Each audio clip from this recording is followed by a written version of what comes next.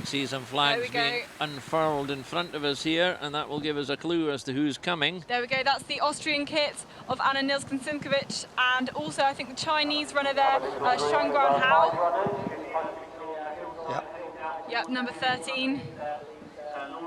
So the early starters all trooping in now. Number 23 is Anna Nilsson-Simkovic of Austria. And she's followed in the yellow kit by Elena Pitramova from Ukraine. And then the New Zealand All Black, I believe. Yep, that's Laura Robertson. And followed by the white, I think that's Azusa Gomi from Japan. There's a big group there. I think that's 5 runners together. Yes, it was. Nana Simkovic was the latest starter, I think, of everybody in that list. So she's picked up all these others and they've hung on to her a bit, I think, seeing her as a faster and perhaps more capable orienteer than they are. And they're making short work of the fence there. The whole lot of them, all 5 of them cleared the fence, and they're beginning to bunch, actually. It's quite interesting to see how they're closing on each other as they came down the hill, and now they're on the more level surface. It's a foot race, a genuine foot race, with the mapping obviously still a key focus, as they have, I think, 2 controls, or at least, as they come round that corner to negotiate. So all 5 will be within 100 metres at that point. Yeah, and Anna Nilsson-Simkovic has fit in nicely between the 2 times, 2nd and 3rd there. Going well. Yes, in the race we'll find, I think, as it evolves, that even with a 3-minute start interval, you do get runners coming together, and the one will follow the other sometimes, and we've had a few incidents about following over a very long distance, which of course is frowned upon quite significantly in the But it's, race. it's a natural inclination, it is a natural to tuck inclination. in and use the other runner to try and help you through, I suppose. It is, but you do sometimes see groups where the of 2 or 3 where the lead keeps changing, and they're all clearly working for it, and they're all doing their own navigation, and the one will pull the other along a bit. And then on other occasions I can remember where one has simply tagged onto the back of the other, done absolutely no work at all, and the leaders had to do all the navigation. Well, this is going to be quite a finish, because they're lining up to come round this corner, and they'll have a fling at the line, because there's number 23, Nilsson-Simkovic, is the one who's making up most ground on the Chinese runner, Shuangguan Hao, who's number 13, and she's going to rein her in, I think. Or is the Chinese runner going to be strong enough now? Let's see who's got the legs for the line, because it's a good contest, and they're both giving it everything to come in. The Austrian flag's in front of us, but the Chinese runner is going to have enough to see her safely home, and that's a good run. And she's pulled Simkovic through as well. That's a good finish. Yeah, she pulled Simkovic out to save 2 or 3 seconds, I think, on the end there, which was good for her, certainly.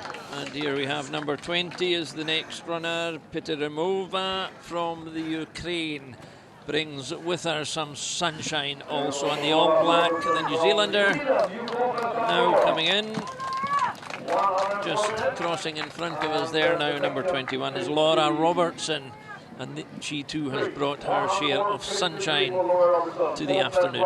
She has, and Anna Nilsson-Simkovic has gone into 3rd place there in her time of 98.24, and Laura Robertson of New Zealand into 4th, 104.53, behind Dana Boskova's current leading time of 88.28. And further down the list, the first starter, Alison Crocker of the United States, is currently in 6th position. Pitramova, Neumann, Tony O'Donovan of Ireland, Jana Makinska making up the top 10 as we have them at this stage of the race.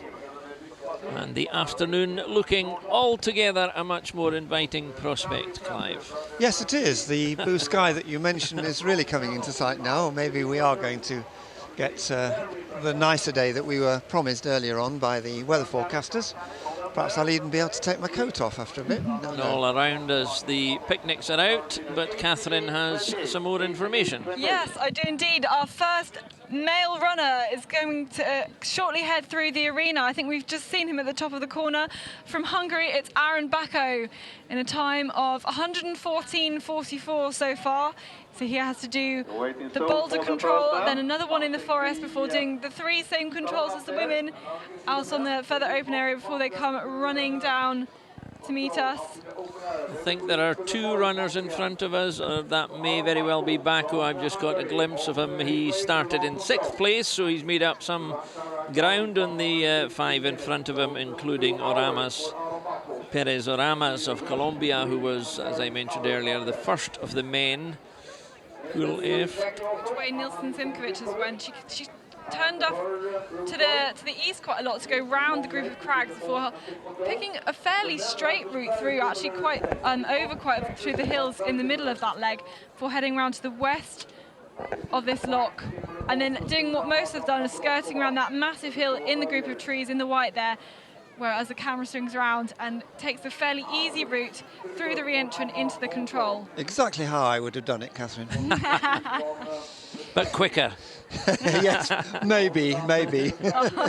Certainly these days, anyway. I think so. So again, on control number 8, she's used the lock to her right to kind of guide her into the control. It means you don't really have to do that much close reading of the map. You can really just look ahead and go, right, as long as I'm running in the rough direction, I can pick up this lock, and then I know exactly where I am. It means she can really have some time to plan these controls, where she really needs to be more concentrating on those. And this particular link here, the longer link there, that's a demanding one, because you're anticipating then the 2 smaller groups. It's almost one long group. And actually this leg to 12, I think it's less obvious where you're going to go, because it's all on one slope. There are less larger hills that it's easier to kind of work your way around. Now here's a good example of somebody who's within range of the control point, within meters of it, but not knowing at all where it is. Yes, it is Alexandra Josper of the USA who's just stopped there, rather uncertain of how things are going, and also looking rather tired. She was the She's got it now, though. 18th starter. Yes. I think difficulty getting down. No, don't think so. Don't think so. Maybe. Yes, no. And when you know you're so how close, frustrating is that? She can see everybody looking up at it, probably, and is just trying to keep her head together so she can properly relocate and get through to the slightly easier controls at the end. There you go. No, she's not quite got it. It's difficult to see behind all this bracken as well. Yeah, you can see there it's about thigh height where she is there. She's come on it almost by accident there, but good, well done. She's finally got there. I think it's the first one we've actually seen make a mistake on that control. It's quite a tricky one, obviously. There. Well, you can see why, the angle she came at it. Yes, as Catherine said, she just would not have seen that over the ferns and the bracken. Even though she's kind of gone for the tactic of coming high, it's normally better to see a control from the height, because it's easier to look down on it. But this time it just happened not to be a case. It's a big clump of bracken that we can see above it, obviously making it quite difficult to see. Isn't it all so easy from here? It is indeed, yes. Yeah, we can talk about what you should and what you shouldn't do, what route choices you can do when you're actually out there in the forest. And different proposition altogether.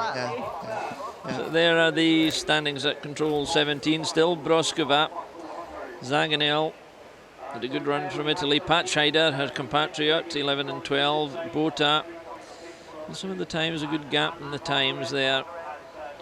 So yes, at this stage in the race there still are, but now we've only got 13 runners still to go from the start. We're getting into the big names starting out on the course.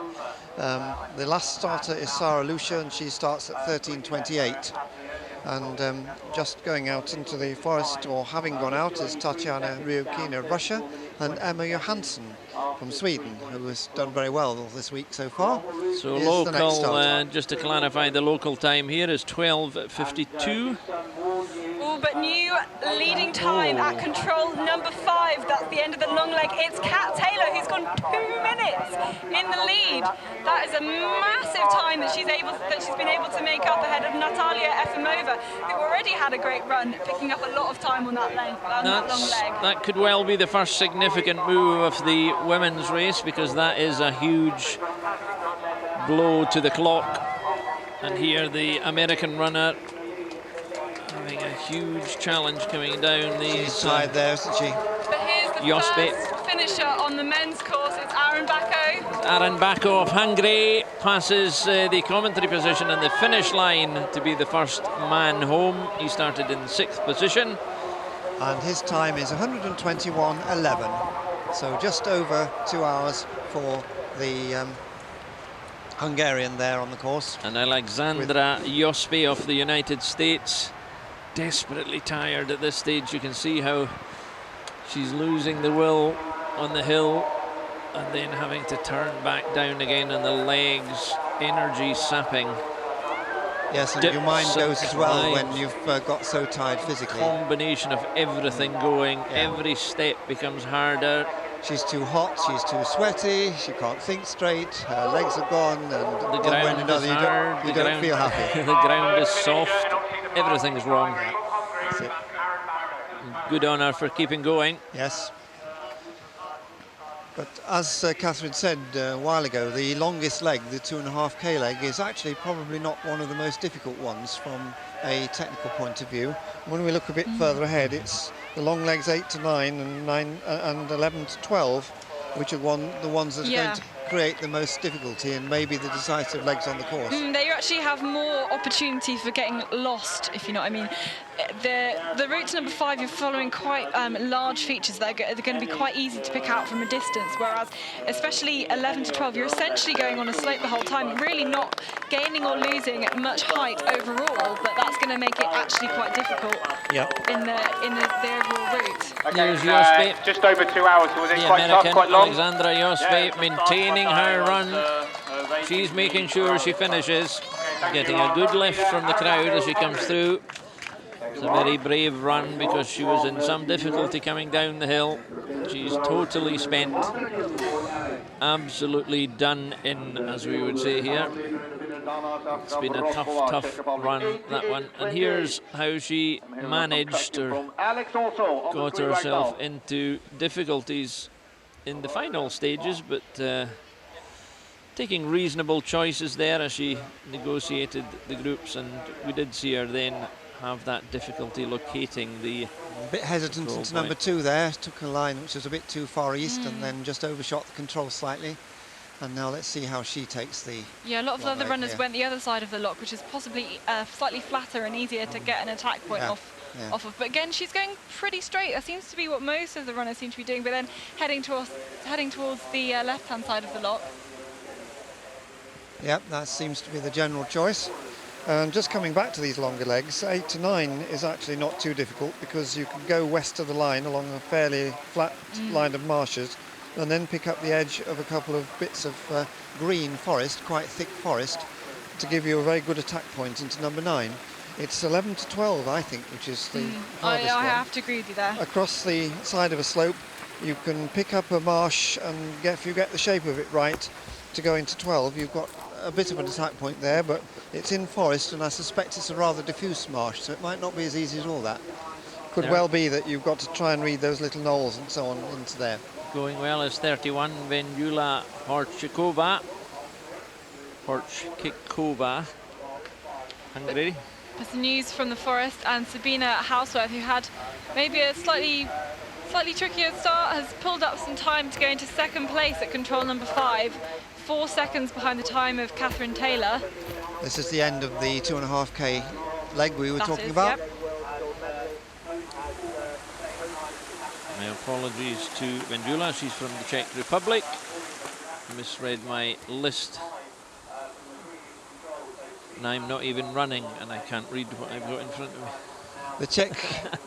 The Czech team will have trained hard in this sort of terrain and also similar terrain in their home country. They always do prepare themselves pretty well and come out with a fairly consistently strong team. Here we can see on the picture some tracking showing Broskova's line and also Horchikova from the Czech Republic and Jospe further back there, and they're all taking this line to the north side of the lock and round then the south side of the hill, and from there you can take it fairly cleanly into the control. It's not a difficult end to this leg. Although that's interesting that what Horskova has done. She's gone the other way. She's still managed to pick up though the hill just to the west of the control, which I think is the key attack point that you need to find to be able to actually spike that control. So it's been that's a quite interesting route actually. Yeah. I wonder if we couldn't really see. I think she was a bit slower than Broskova. I think still, she was wasn't she? Slightly a bit slower. I think it's probably easier to come. Here's an interesting difference too. Look, between 7 and 8, Horkitova taking a much more roundabout line, but actually perhaps running slightly faster than Broskova, coming through the same route of relatively flat land to the west of the hills there, and then they'll pick up the edge of the fight forest, the green forest. You can see them going down the eastern edge and taking that as their attack point for control 9, and then these two short legs through 10 and 11. They've got to change technique a little bit here.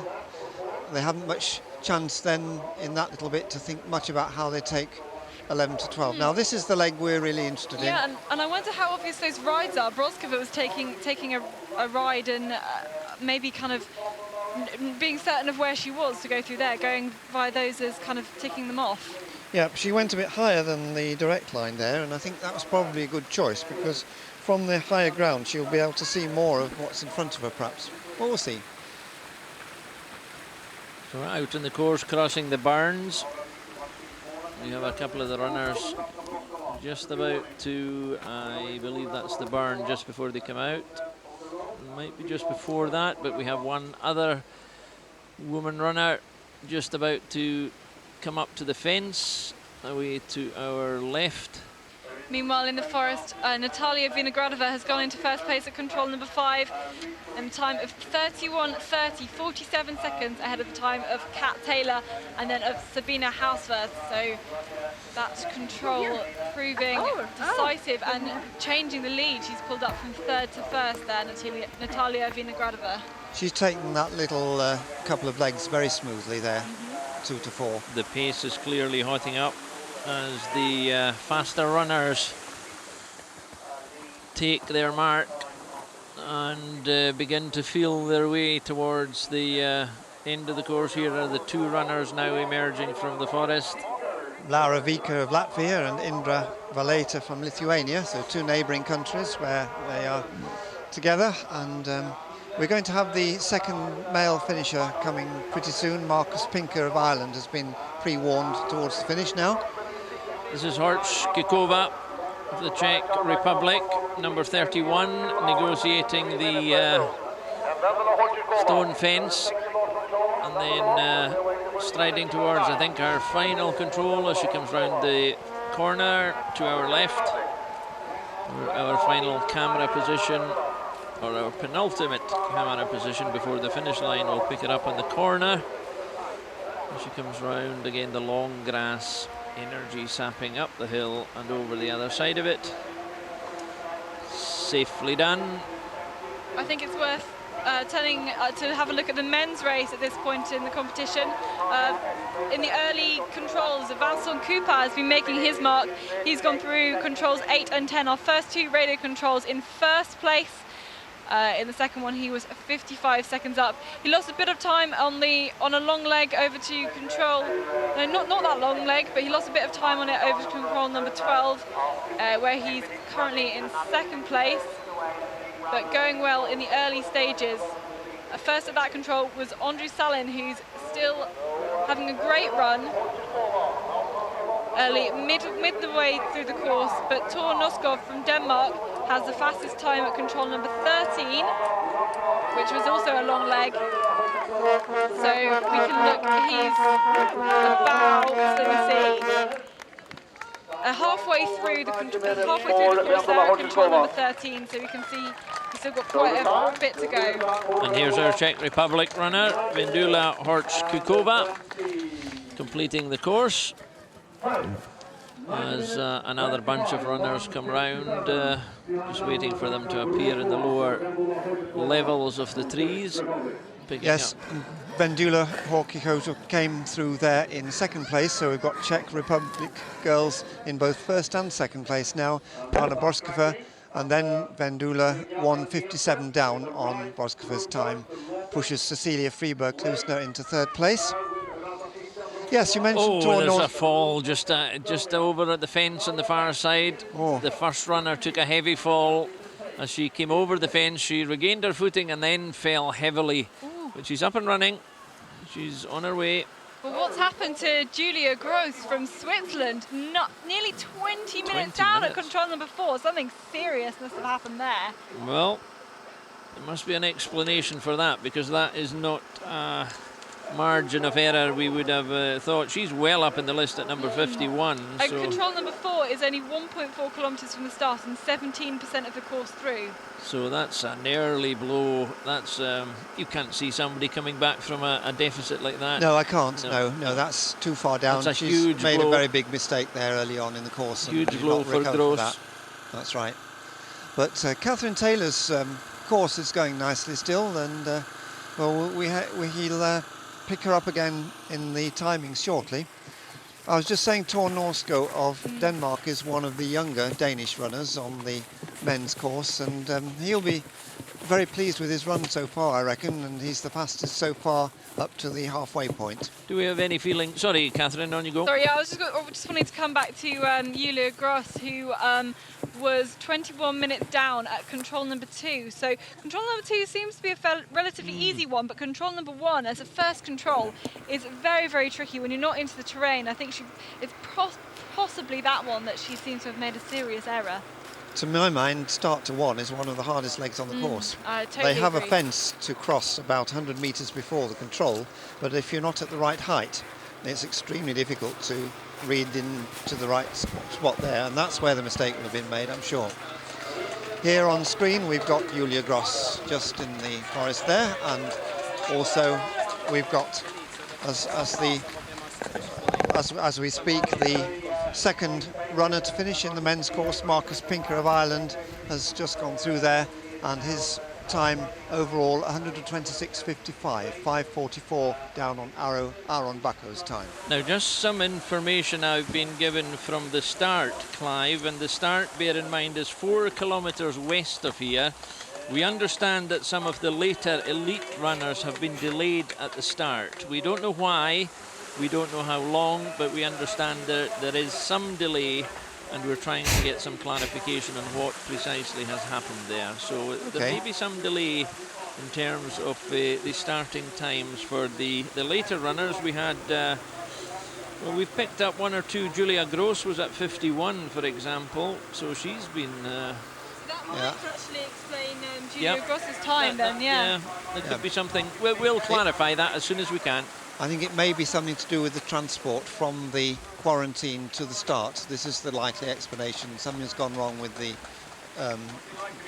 minibuses or whatever it is taking. We'll verify that when we get it. The Lithuanian runner Indre Valet has come through, and here's the Canadian runner Emily Kemp, number 52. So there's a good example of the later numbers appearing out in the course. So and Kemp started 3 minutes behind Julia Gross. Yeah. So I think that time of 20 minutes there is accounting for a later start than we were expecting. Yeah. So some of these times we'll have to be just slightly careful with in terms of overall standings, but it'll all sort itself out. Yes, it's a little bit speculation at this moment, I must say. Yep. But there definitely seems to be a problem in the later stages, or the later starters getting away. Yeah. So we'll update that on progress as they come through the course. So this is Emily Kemp of Canada going up, and she too is adrift in terms of the time. And all around us I saw some sense of anticipation being built up for Kat Taylor. I saw somebody handing out Union flags. Of course, some people took them, some people didn't take them. So all the British supporters were certainly taking them. I've still got mine from last Saturday, Hugh Dan. Bottom of my rucksack here. Might pull it out later. Something happens. If you want to celebrate something, but they're one of the men runners coming down, lower down, almost towards our broadcast trucks, which are some 200 metres, perhaps more, up between us and these control points up on the side of the hill. That's an interesting route choice, but their control is further to the west and in the trees than the women's was, so maybe for them it's a little bit better to do that. And I see the man running along the fence, directly following the fence, number 34 coming through here. That will be Charlotte Watson. Charlotte Watson, the British colours. So she looks to be coming into third place there at this control. That looks like a pretty good run from Charlotte Watson. 5 minutes down on the lead from Dana Broskova. Is not too bad from Charlotte, who makes her debut here at the World Champs. First World Championship for Charlotte Watson. Looking at the men's course, the route choice being taken there, coming down to the TV vans and along the path and then up again, is actually not too bad. The control is fairly near to the track, but it is 2 or 3 contour lines up when you get beyond, so I wouldn't take it myself, but I can understand why some people are. That's Charlotte Watson going down, and this was the Hong Kong runner, number 7, Wai Lan Iris Louis of Hong Kong, has come in from number 7. Charlotte Watson seems to be making pretty good work of that deep ravine that athletes have been taped through. It's pretty dangerous in there, so they've had to make sure they have a proper route through it. And I think she's just coming into sight in the background there. That's her, yeah, that should be her at the top of the hill. So the crowd will pick her up, and meanwhile number 27 comes over the dike, Sigrid Rule. As the buzz of anticipation comes round, the crowd round about us here. We could not be closer to the finish line, unless somebody tipped us over the fence.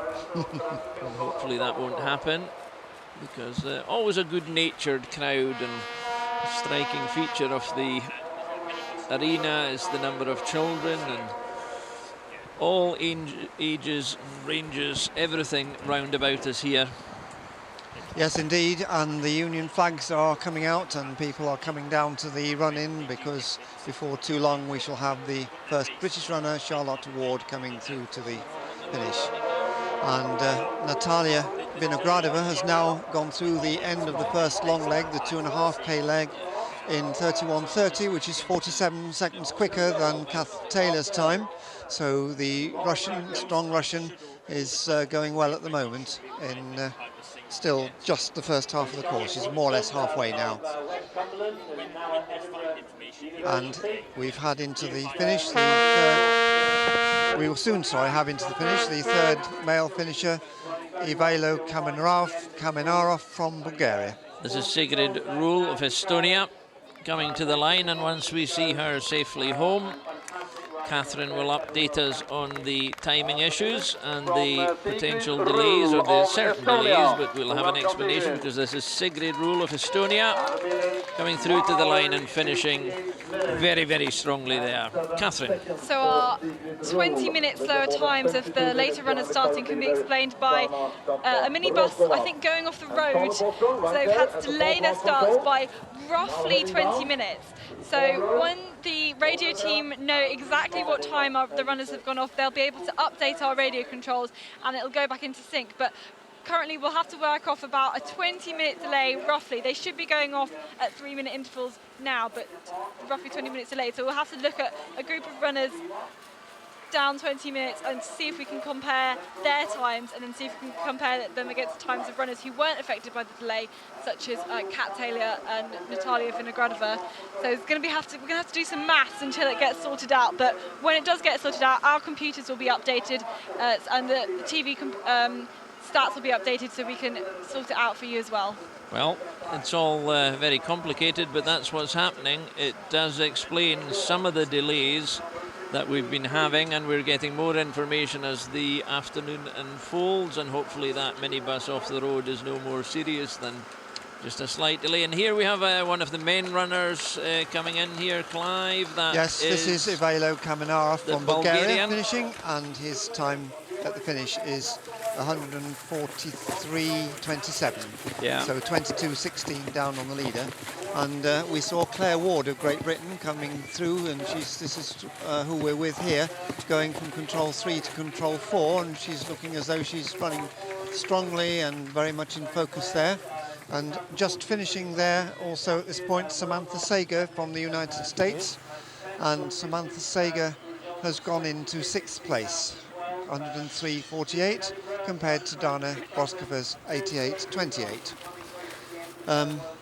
Yes, there was some interesting tracking also being shown on screen in the last few minutes on the course 8 to 9. British runner coming down the hill there, Clive. Sorry for interrupting. That's it's okay. Number 52. It's Emily Kemp. Sorry, or was it Claire Ward? 54 is Inga Damba from Latvia. Yes, it was Claire Ward. Certainly saw Claire there. Yeah, it was Claire Ward. So I've just had some more information about these delayed starts from all the great team behind us who are trying to sort everything out here. So we believe that it's been an exactly 20-minute delay, and it's affected from the women, the runners with numbers 50 and above. That's starting with Eva Urinikova from the Czech Republic. That's affected Julia Gross, Emily Kemp, Charlotte Ward and Inga Damba, but not Charlotte Watson, who's coming into the run here. This is Charlotte Watson, and the crowd giving her a huge response as she comes in past the last corner, stretching towards the line. Number 34, Charlotte Watson, has completed the course. And she goes into 3rd place, 4:41 down on Dana Boskova's time, ahead of Cecilia Friberg-Klusner of Denmark. Now these late starts have also affected the men from number 138 onwards. That's Bartosz Pawlak from Poland. So everybody starting after these two positions will be 20 minutes late starting. That's how it is it? 20 minutes delay for everybody. Yep, well, I believe it's 20 the only minutes way they can exactly. do it, of course. So easy maths to do. We just have to minus 20 minutes off their time, and hopefully we can see. I don't think that means that the times of Julia Gross and co have affected the lead of Catherine Taylor, who we just got a new radio split from just this minute, who's still in 1st place at control number 9, 1 minute and 39 seconds in the lead. Let me see who's behind her. Just checking that. Fanny Gyurko of Hungary, meanwhile, negotiates the burn. Catherine? Yep, currently in 2nd place is Anna Margarita Hausken-Nordberg at control number 9, who's 1 minute and 39 seconds behind that of the lead, which is currently Kat Taylor. Yes, Kat's running well there if she's ahead of Anna Margarita Hausken, so that's good news for Great Britain at this stage, I would say. Yep, doesn't seem to have made any mistakes on those long legs, just seems to be very, very steady. So we've got a spread of runners now all in front of us. There's one way to my left here. One of the women negotiating that, round the bottom side of the knoll. Yeah, Gabi Razituta now in the picture, coming 28, through. The Romanian, Andra Cecilia Angel has finished, number 28. And she's well down in the field. She's not going to be figuring in the higher part of the results. She's 17th, in fact, at the finish, 112.54. Seemed to finish quite strongly. However, obviously had found her space and her pace throughout the race and had kept going with that. But Gabia Razituta had the new fastest time at control number 14, which we just saw her punch. 10 seconds in the lead as we see her come now across the open area to hit the boulder and then the spur before coming down into the arena. Just slightly more dull than it's been in the last 10 or 15 minutes. Possibly a little bit colder as well. But up in the forest, that will count for not a lot. Gabija Razatuta, Lithuania, has kept a pretty high position and a fairly steady race all the way through up to this point, and she is the fastest of the runners so far on the women's course, who we can just see opposite us crossing the hillside. 55, Amelia Chatin, the French woman. French having a good week, Clive, particularly the young men's team. Absolutely, yes. They were very impressive in the relay, and they will also be hoping that especially Thierry Georgiou can pull it all out to take another gold medal today. He's, of course, one of the latest finishers in the men's race. He starts at a start time 13:54 and will in fact be 20 minutes after that, for reasons we mentioned recently. Here's Amelia Chatin on the route between 3 and 4, but you can see here that she's 2.5 minutes down on Kat Taylor's time at this point. She's just come into sight of the control any moment now. Here she comes. So Chatin was one of the runners affected by the 20-minute delay, but she's only 2 minutes and 44 seconds behind. Seems that they've fixed the timing to account for that 20-minute delay, so we can bring you up to date more accurately with the positions of all the runners now. That was quick of the IT team, wasn't it? That was great. Great turnaround with some difficult Give them a few pats on the back there, I think. Certainly explained what was going on. The Israel team has sent number 15 Keren Ziv through. Number 15 from Israel has completed the course. This is Hanny Alston now of Australia, heading towards the crest of the hill. Map in hand, map in both hands, and compass. And I can see there's a good race going on to my left. There are 3 runners sprinting, 4 now, sprinting across the knolls to our left as they bear towards home. It is a rather large map, despite the one's 15,000 scale. They're pretty much almost, I think, A3, so they've got to fold it quite a fair few times to be able to fit all this route in, and especially they've got this massive long leg. You can see the map's pretty narrow. She's going to block out all the terrain to either side. She knows exactly which bit of the map she needs to focus on. Yes, and she looks pretty purposeful there, Hanny Alston, going into the terrain. She's quite determined. Yes, absolutely. And another 2 runners come out of the forest, and they're chasing someone else, so there are 3 currently above us. There are at least 4 on the lower slopes. Number 39 there coming down is Annika Rima of Estonia. And number 40, Natalia Efimova of Russia, in the blue of Russia. Yes, and this is a new fastest time at the point before they come out into sight of the arena here for Natalia Efimova. We mentioned her a couple of times earlier, and she had a particularly good long leg, I remember, in the earlier stages. She punches there, and she's 1:20 ahead of Razatuta, so this is going to be a new fastest time, just coming into sight any moment now. So I've just been looking down at some of the later starters who've been affected by this 20-minute delay. They haven't quite updated those times yet, so we still have to do some maths taking 20 minutes off. But none of the runners seem to have been challenging the time of Kat Taylor here. The closest one to hers was Emily Kemp of Canada, who's 35 seconds down, accounting for that 20-minute delay. Then Hanny Alston was 34 seconds down at the second radio control, which was number 4. It seems to, maybe as they get to number 5, or certainly the later runners starting, they've been able to account for this 20-minute delay.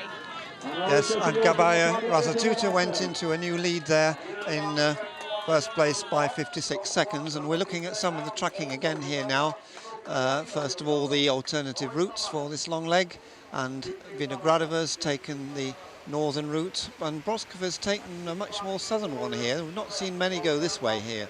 It was obviously effective, and then Natalia Vinogradova coming directly to the lock and then having to run all the way around it. Now that did waste a little time. Most have gone straight over the hill there because it wasn't very high, but then they've all spiked the control perfectly. Vinogradova actually caught up quite a bit of time on Kat Taylor and actually overtook her on that long leg, so it was quite beneficial for her.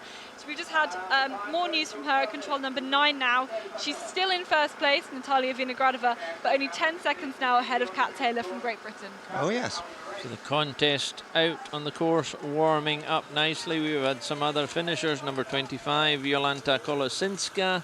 Number 32 going through, Ona Raffles Peramon from Spain, and number 19 also Mojca Fleren. So as Tatiana Ryabkina keeps dropping time on the lead of Kat Taylor at control number 4, we can see the likes of Hanny Alston and Emily Kemp have gone through. These runners were affected by the later start. Their times have been changed. There we go, Sabina Hausworth as well. No, I think she was earlier. Yes, we're getting them adjusted here, I think, on the TV screen. There we are, Julia Gross. Yes, as well. It's coming right now for the TV screen. So all of a sudden, Julia Gross's result looks much better than it was. 20 minutes better than it was. Understandably so. Absolutely. It wasn't her fault. Fanny Gurka went into a new 5th place when she came in with a time of 93.59 for the Hungarian girl. Charlotte Watson still in a very credible 4th place there. Yes, absolutely, certainly does. And the various colours, light brightening up the forest, which is greyed over again, although there is still blue sky to the west, which is a good sign. More news from Natalia Vinogradova, who's now only 2 seconds in the lead of Kat Taylor. But looking into the men's race, it looks like Rudolf Zernis from Latvia is making great headway near the end of the course. He's currently in 1st place at control number 24, a minute and 19 ahead of Aaron Bacco, who is our current leader at the finish, with 3 men currently having finished. But we're expecting Manuel Horta from Portugal in any second, who is looking to take a new 3rd place, pushing Evalio Kamenarov into 4th. Horta started as number 10 in the men's event. So these are the early starters from the men's competition coming through. Meanwhile, we have Natalia Efimova at number 40, sprinting over and through the stone dike. Yes, then down. This looks as though it'll be a new leader in the finish here at that particular stage. Now we've got Emma Johansson in picture. Ursula Kadan, sorry, the Austrian has gone through, Clive, and this is Emma Johansson. Yes, Ursula Kadan's gone into new 6th place, 94.09, the Austrian runner.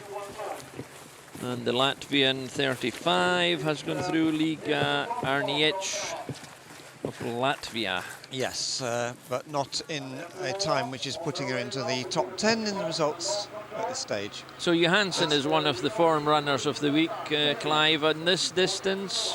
She is. Where would you put her?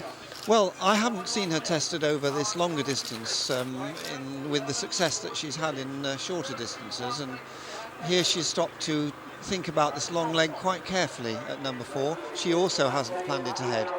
I'm not so sure that Emma Johansson will figure in the final lineup, but we'll see. Here's Natalia Efimova.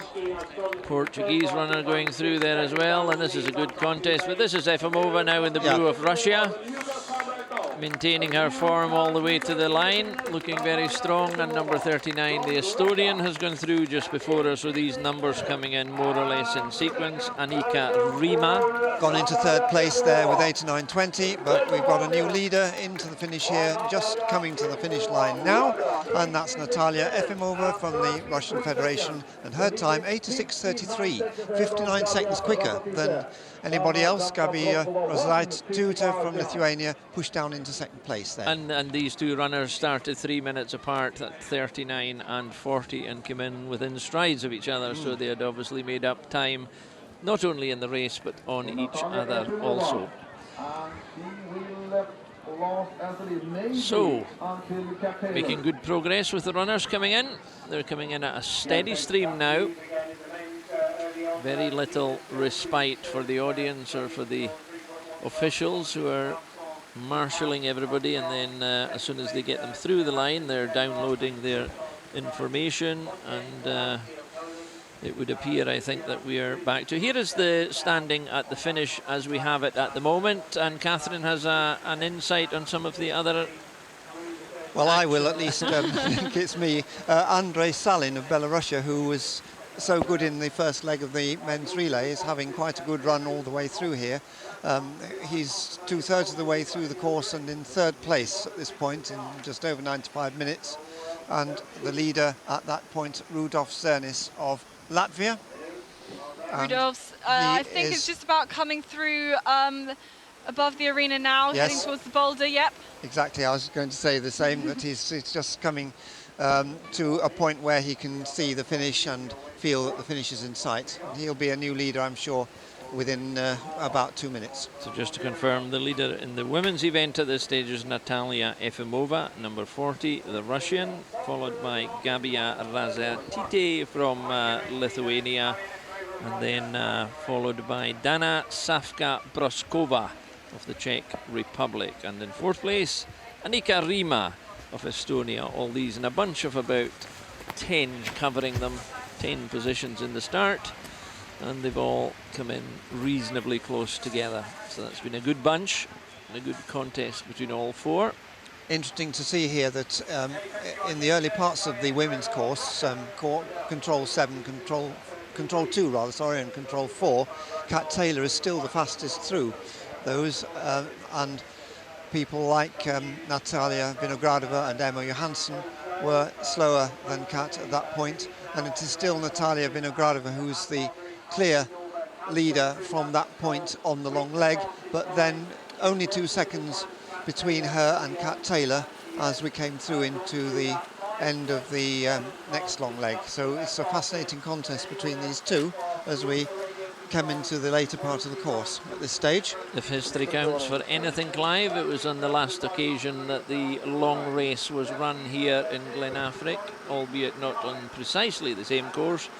It was the last time that a British woman won the long race. Yes. 1999. 1999. Yvette Haig was the winner of. I was testing your memory distance. Well, I was the arena speaker on that occasion, yeah. and it was great to speak her in to take the win at Corder in the race there. No, that was brilliant, and a tremendous atmosphere in the arena when she charged around, came into the arena. It's a nice, small, compact field with a right angle bend halfway along, and I was on the corner, and it was absolutely fantastic. 59 charging round the course is yet another of the All Blacks, the New Zealander Lizzie Ingham. I can tell you're a rugby commentator, Hugh Dunn. They'll have one eye on the Rugby World Cup, which is coming up soon. More than one eye, won't it be? More than one eye, although there will be not many eyes in Australia this morning or this afternoon or this evening. I've lost track of time in Australia, and their rather poor showing in the test match, which we'll just gloss over for the purposes of this exercise. I think so. Here we've got Natalia Vinogradova's route coming up, and also Broskova and Razatuta. Pity we haven't got Kat Taylor's as well here. Maybe her GPS hasn't come through yet, but here we can see 8 to 9, and she's taking a route well to the east here, whereas Broskova's coming on a far more westerly route, 8 to 9. And I would have fancied personally the westerly route, and gives you a much better attack point, but Vinogradova got it all correct in the end there, so it's fair enough. That's what this classic long distance is all about, route choices and doing the right thing for yourself, and fascinating to see the variations we get.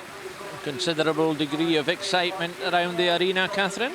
Yep, Kat Taylor has punched control number 12, 8 kilometres and 87% into this course. She has punched it in first place. So Taylor leads for the British. She is 16 seconds in the lead. Home territory has a lead of 16 seconds.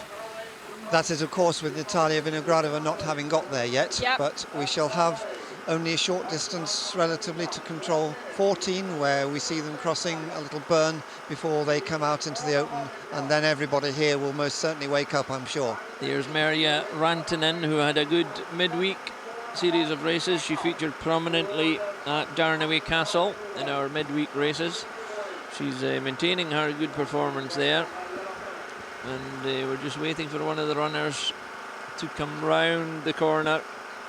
Although we have a new fastest time at our first really control number 2, and it is Annika Bilstam, the leader, the winner of the middle race, who's gone through 15 seconds ahead of the time of Kat Taylor. Annika Bilstam, perhaps no surprise there then, the gold medalist from midweek, Annika Bilstam of Sweden. Yeah, she's come to these World Championships in excellent form, 39 years old, and she's still at her absolute best, so wonderful to see. One of the men going through, number 20, Rudolf Zernis, the Latvian, has strode elegantly through the line there. Interesting to see here, Hugh Dan, Merja Rantanen, one of the Finns who has also done very well earlier this week, a bit off the pace today, coming to control 4 there. Maybe she found number 1 pretty hard. And now Anna Margrethe Hausken is through control 14 in a new fastest time with 5 minutes and 44 quicker than Efimova. So she's, as we have seen so many times before, getting by far the strongest of the runners in the last part of the course. She really does have stamina. The clock being chewed up spectacularly now as the elite runners begin to take it apart. And here we go, another fastest time, it would appear here. This is Annika Bilstam here coming through to this control 4, so she's holding her lead over Kat Taylor. She's just coming into it with a 20-second advantage, just under 20-second advantage there, 18 seconds over Kat Taylor. Well, that's not very much. Either way, that's not a lot, Yes, Clive. yes. Kat Taylor made a lovely start. We've so. seen huge swings in the race already, which render 20 seconds in the quite achievable bracket for either runner. Yeah. They could extend that by 20, they could tighten it by 20 just as easily. Yes. There is adequate scope for that in this course. One can nearly talk minutes rather than seconds on a course of this length, of course. But we can say that Kat Taylor was 3 seconds faster than Annika Bilstam over the sequence 2 to 4, which is pleasing for her. I'm looking for Kat Taylor coming up to control 14 just before the burn on my computer here. It is, in fact, a leg of some 500 metres from 12 to 13, perhaps slightly more then, and a short leg then into 14. So it shouldn't be too long before we get Kat Taylor coming in. Brian Keeley of Australia has completed the course, as has Antonia Grigorova of Bulgaria. Number 22, the Bulgarian, has just finished. And in the men's course, Rudolf Zernis is the current leader in 118.01. And in second place now, Aaron Bucko. 3:10 the difference. This is Kat Taylor, Clive, negotiating the burn, yep. so we know that she will come into sight very quickly. In fact, I think that's the runner in front of her I've picked out now. Yep, she's just punching the control, and then we'll head out of the forest. So a lead of 41 seconds there for Kat Taylor over Anne-Marie Hausken-Nordberg. So a brilliant run still from Kat Taylor here. This is looking very nice for the British girl as she comes into sight. We can just see her now up in the top there. It all there becomes very, very interesting on this home stretch, Clive, because we saw it in the other races in midweek, how these straight run races, I can see 1, 2, 3, 4 runners have emerged from the forest. And the next one to emerge is Kat Taylor. Now Kat Taylor. There's Taylor. Yep. So, and there's somebody else immediately behind her. So we've got 5, at least 6 runners all in a line, and the crowd have all turned to look at the hill as they come down. We can see the whitest shirt is her. And that's almost our view from the commentary box that we can see. We're more directly in front of this slope that we can see here as the runners make their way up to the boulder and punch.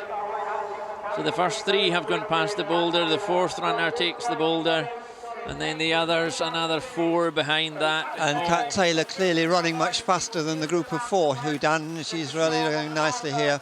She's got some strength left to tackle this last mainly downhill route through to the finish. So and fairly easy orienteering also from this point onwards. And that will act as a drag, a sort of drag effect to pull her forward. Everyone's beginning to move to the left. Huge interest, obviously, in the British run-up. She's also being pulled towards the next control by the group in front, so she's not got much navigation to do. We saw a USA runner earlier on really lost at this next one, just with it being hidden by the undergrowth. So she can concentrate on the running, more or less, at this stage, because that's the main task in hand. The other 4 are actually all above it. Maybe they're all men there, in fact. There's one of the men disappearing upwards into the forest over there, having crossed the fence. I don't know where he's heading particularly well. I can see the rest, the other men chasing now. They've followed that, so that would mean that she lost somebody coming down the track there. That's Kat Taylor coming down to the marker. She's going through that. Meanwhile, at the finish, we have another runner coming in towards her. Is this Anna Margarita? It is. It's Anna Margarita Hausken-Norberg coming striding.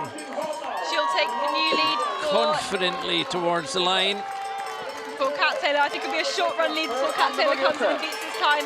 But a great run there from Anna Margarita Hausken-Norberg, striding powerfully towards the line. Blasting through the line to take the first mark. But just as we celebrate her success, there is some more news from our first radio control, and Tova Alexanderson, who has missed quite a few races this week due to injury, but chose to run this one, has probably made the right choice as she has come through in first place at the new control. And we can see her now on screen as well, heading from 3 to 4, so she's got a minute still to get to number 4 and still be in the lead. So she's fresh, she's had a week off effectively in terms of competition, and she's raring to go today, that's clear, having declared herself fit. Obviously come back to that, Clive, because it could work both ways. She's had 5 silver medals, and the sense of anticipation and expectation on her lifting her first gold medal is enormous, as is the expectation around the finish line now, as the Norwegians amassed. The British fans are gathering with their Union flags as well, and all of a sudden it's all kicking off on the hill, as well as a range of runners come sprinkling down.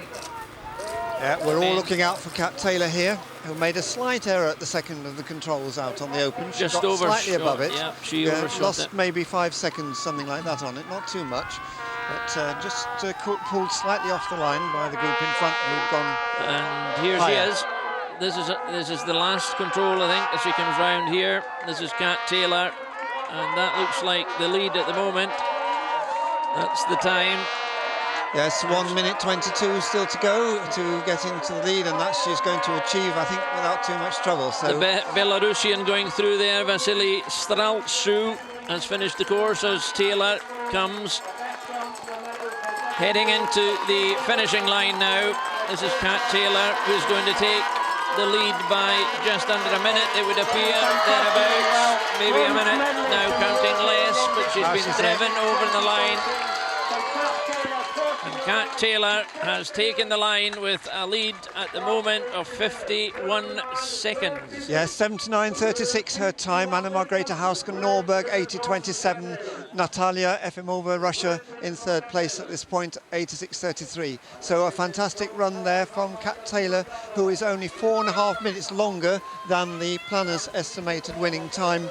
And this is going to be something that everyone's going to want to beat. This is the new marker time set by Kat Taylor. French runner going through there, Clive, as well, and we'll see if we can actually get a word with Kat Taylor once she gets her breath back. We've dispatched Catherine to do her little bit of running, and here's a German runner coming in. This was the bunch of 4 or 5. Yes, who made Kat Taylor outstripped the whole lot of them coming in over the hill. Here's another German, one of the men runners, number 121, Friedrichs, followed by 122, Salin of Belarusia, followed by 119, Critchley of Canada. Will Critchley takes the line in a group of men finishers. Yes, and the fastest of those was Andrei Salin from Belarus, who is in second place now, 2:34 down on Rudolf Zernis' time.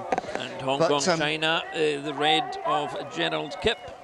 But out in the 30th control, which is not far away from the finish, Tor Norsko of Denmark has come through 4:46 quicker than Rudolf Zernis of Latvia. So we're going to have a Danish runner into the lead in the men's course any minute now.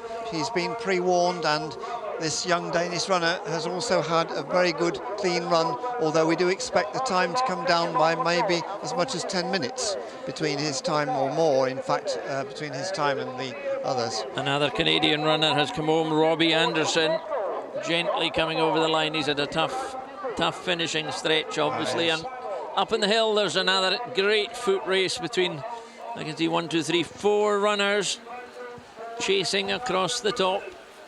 And this is number 64. 64, Tony Vigemeyer of Norway is tackling the top of the course here now. And it's all beginning to unfold quite gently and quite spectacularly. And we've now thankfully been joined by Kat Taylor, who I think and I hope has got her breath back. And she's speaking to Catherine. So, Kat, how was your run out there in the forest? It was very enjoyable.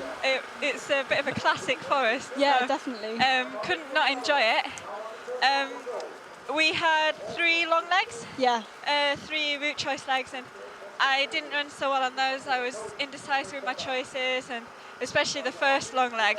It was a bit of a monster, and I think I took the wrong choice. Yeah, it was about 2.5 kilometres. That seems to be splitting up the most people, but you seem to be in a pretty good place at the first leading controls compared to the top girls. Okay. How do you fancy your chances for the rest of the course? Where are you aiming to come? That's hard to say. Because the aim for this week was to be on the podium. Yeah. I did it already, so today was just for the just to see. Yeah, really. and you're running No against pressure. some fresh legs like Tova Alexanderson. But how do you feel that this great Scottish crowd has helped you around these courses? Oh, it was great in the last kilometre in the open. As soon as they could see me, I could hear them, and yeah, it really made me get a few extra seconds, I think. Yeah, well, it's been a great week for you. Congratulations, and we really wish you the best for this race. So thanks very much for talking to us. Go and have a cool down. Well done, Kat, and you can have Catherine's bottle of water. There's a fresh bottle of water for you. Thank you. Kat Taylor there with a tremendous performance for the British team, maintaining her first place at the moment with a finish of 79.36 is the mark to beat. And to pick up on Tova Alexanderson and Annika Bilstam. Annika Bilstam went through control 4, 21 seconds quicker than Kat Taylor. And Tova Alexanderson we've yet to get time for at control 4, but we should have it, I hope, fairly soon. Natalia Vinogradova, meanwhile, is a new fastest time at the coming towards the finish, so it may be, well, that Kat Taylor's time is not lasting for very long, Hugh Dan. Well, they're beginning to burn up the course, the serious pace of the runners, but she's done remarkably well. Obviously breathless in her finish there. It took a lot out of her to get round that last stretch where she overhauled, I think, 3 if not 4 runners in that particular stretch of the race, but indication there of the effort she had. And here, expending considerable effort, is Vinogradova, Natalia Vinogradova of Russia, who's coming in strongly, also striding towards the finish. We've picked it up now. She's in the last 100 metres or thereabouts, coming towards the line, and that's going to be a new mark. That's another new mark. Clive delighted with her finish, and the Swiss finisher at number 48 immediately after her is Sabine Hausworth. Yes, the time brought down then by 35 seconds by Natalia Vinogradova there, 79.01 her finish time, and Sabina Hausworth goes into 4th place, 82.07, 3.06 down on Vinogradova's time. Kat Taylor was saying that she was having a bit of trouble on the long legs, especially number 45, and Emily Kemp's new time has gone in to beat that one of Catherine Taylor's, going in between her and Natalia Vinogradova in 2nd place there for Emily Kemp. So it does seem like these long legs are really proving decisive for the race overall. Vinogradova understandably elated with her performance there, because they're having grave difficulty getting her technical device off her. The Canadian runner number 44 has just finished there. That's Louise Oram from Canada. And the Russian still celebrating there to my right hand side, Natalia Vinogradova, who's gone into the first. And with good reason, because she has in fact picked up quite a lot of time gradually through the course and finished very strongly there. It's very impressive, her final route here. But Sophia Hainen from Finland here running through to control 4, but she's 2 minutes and more off the pace, Tova Alexanderson's pace. We've somehow missed the timing for Tova Alexanderson at the first TV point. Well, maybe we've got it there. Yes, we have. That's it. Yes, 10:33. So that's the fastest by, where are we, 23 seconds faster than Annika Bilstam. I suspect that's beginning to look like a very good run, Clive. Yes, it's looking good at this stage. I just have a feeling all sorts of things can go wrong here, but history may be on our agenda for later in the afternoon. Well, we've not seen people like Ida Bobak yet, for example, who is one of my favourites for today's race. And Minna Kauppi, we've had Minna Kauppi in our sights all week. Yes, not to forget Minna Kauppi. She seems to have been there all the time. when the business decisions are being made. And here's another of the later starters, Mary Fasting of Norway, who's coming through to control 4, not too far down off Tove Alexandersson's time. It's going to be a little bit slow based on it, but not a lot. Who showed herself midweek that she could handle the pace and Absolutely. the hard work of the relay. She's now quite an experienced competitor for Norway and has seen an awful lot of different kinds of terrain and done well in all of them. So this is Fasting making the descent down to the loch. Just a hint of drizzle there as one of the Russian men comes home. Polyakov, Dmitry Polyakov. And his time exactly 125 minutes puts him into 6th place. The lead currently being held by Tor Norsko of Denmark in a time of 113.12. 2nd place Rudolf Zernis of Latvia, and 3rd Andrew Salin of Belarus, and they are 4:49 and 7:23 down on Norsko's time respectively. And just to put that in perspective, in context, the planner's time for the men's race, the 15.5 kilometres, is around the 95-minute mark. We'd be looking for the winning time to be there or thereabouts. Catherine. And some of the fastest runners have started recently. From the early controls, it's Ionut Sinker at controls numbers 10 and 12 who's in the lead, who's 23 minutes up. That sounds like an exceptionally fast time. I wonder if that's been changed due to the late starts. But Timo Sild has the new fastest time at our first radio control. The runner from Estonia going 38 seconds ahead of 2nd place. And in the women's course, the defending champion Svetlana Mironova has not spiked the first control accurately, that's clear. She's already more than a minute slower than Tove Alexandersson's time. We mentioned earlier that this is a very hard leg, the first leg, with a difficult first control in quite tricky contours, and she clearly has had a mistake there right from the start. Well, there we have the standings at control 4. Alexandersson, Bilstam, Kat Taylor, Hausken Norberg, Vinogradova, Johansson, Alston, Volinska, Fasting and Raza Ite. I suspect the winner is in there, Clive. Yes, it's in that group, and one of the ones towards the end of the start list who we've still not got any information from. That's right, certainly true. Yep. Sarah Lucia's the very fast last starter today, and she'll start at 13:48 in terms of in fact, proper time. Well, she's been out for just over a minute, as has Ida Bobak. She's been out for just over 4 minutes, and then 3 minutes behind her, ahead of her, is Minna Kauppi of Finland.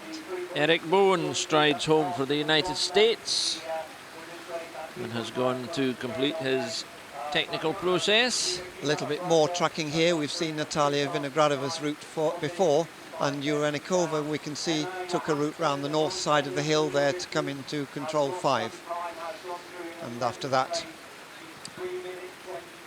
just a little, sorry, Clive, on you go. I was just going to say, we can see Urenikova taking a line far to the east of the others. Yes. Just a little bit of a lull in terms of finishing now. We have no runners on the course in front of us, as far as I can see. It seems to have gone awful quiet just up there, but Mironova now, Svetlana Mironova, will perhaps have a say in things. So the defending champion is off and running, just a stumble there as she went up that incline. Looked like she had almost dropped her map. Spots of rain on our camera lens out in that furthest part of the course. Down here we see just a hint of a shower to our left. We hope it would just blow through or past us. Yes, it's cooling down again quite a bit too, and it'll be fine for the runners that it's like that. I think Svetlana Mironova, who we can see in sight there, she's only a minute down. In fact, not too much down on the lead at that point. Scottish summer snow, Clive, on our hills. There you have it.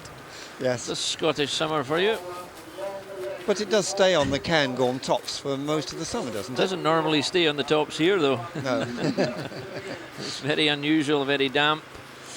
Not the best summer we've had, although it's good conditions for the runners. They won't be complaining about being kept in the cool. Yeah, they'll like the cool conditions. It's best for running the long distances, I think. They won't mind at all. Minna Kauppi went through the first radio point in 8:24, just 11 seconds down on Tove Alexanderson and quicker than Annika Bilstam. So a good start there from Minna Kauppi. She seems to have got the first control spot on, and that was a good, she'll be very happy about that. And now we can see her in the picture here going through from control 3 to control 4. And certainly attacking the course, Clive, no hint there of any coasting round the course. That was a fairly determined assault in that Yes, she's got her mind straight again after her disappointment in the relay race, I think, and determined to do well today. This will probably be one of her last appearances in World Championships, Minna Kauppi, and she's very much at the senior end of the age range or ability range, or however you like to put it, in the women's case. Although we always must remember Annika Bilstam at 39 is still on absolutely top form. It's a sport for all ages.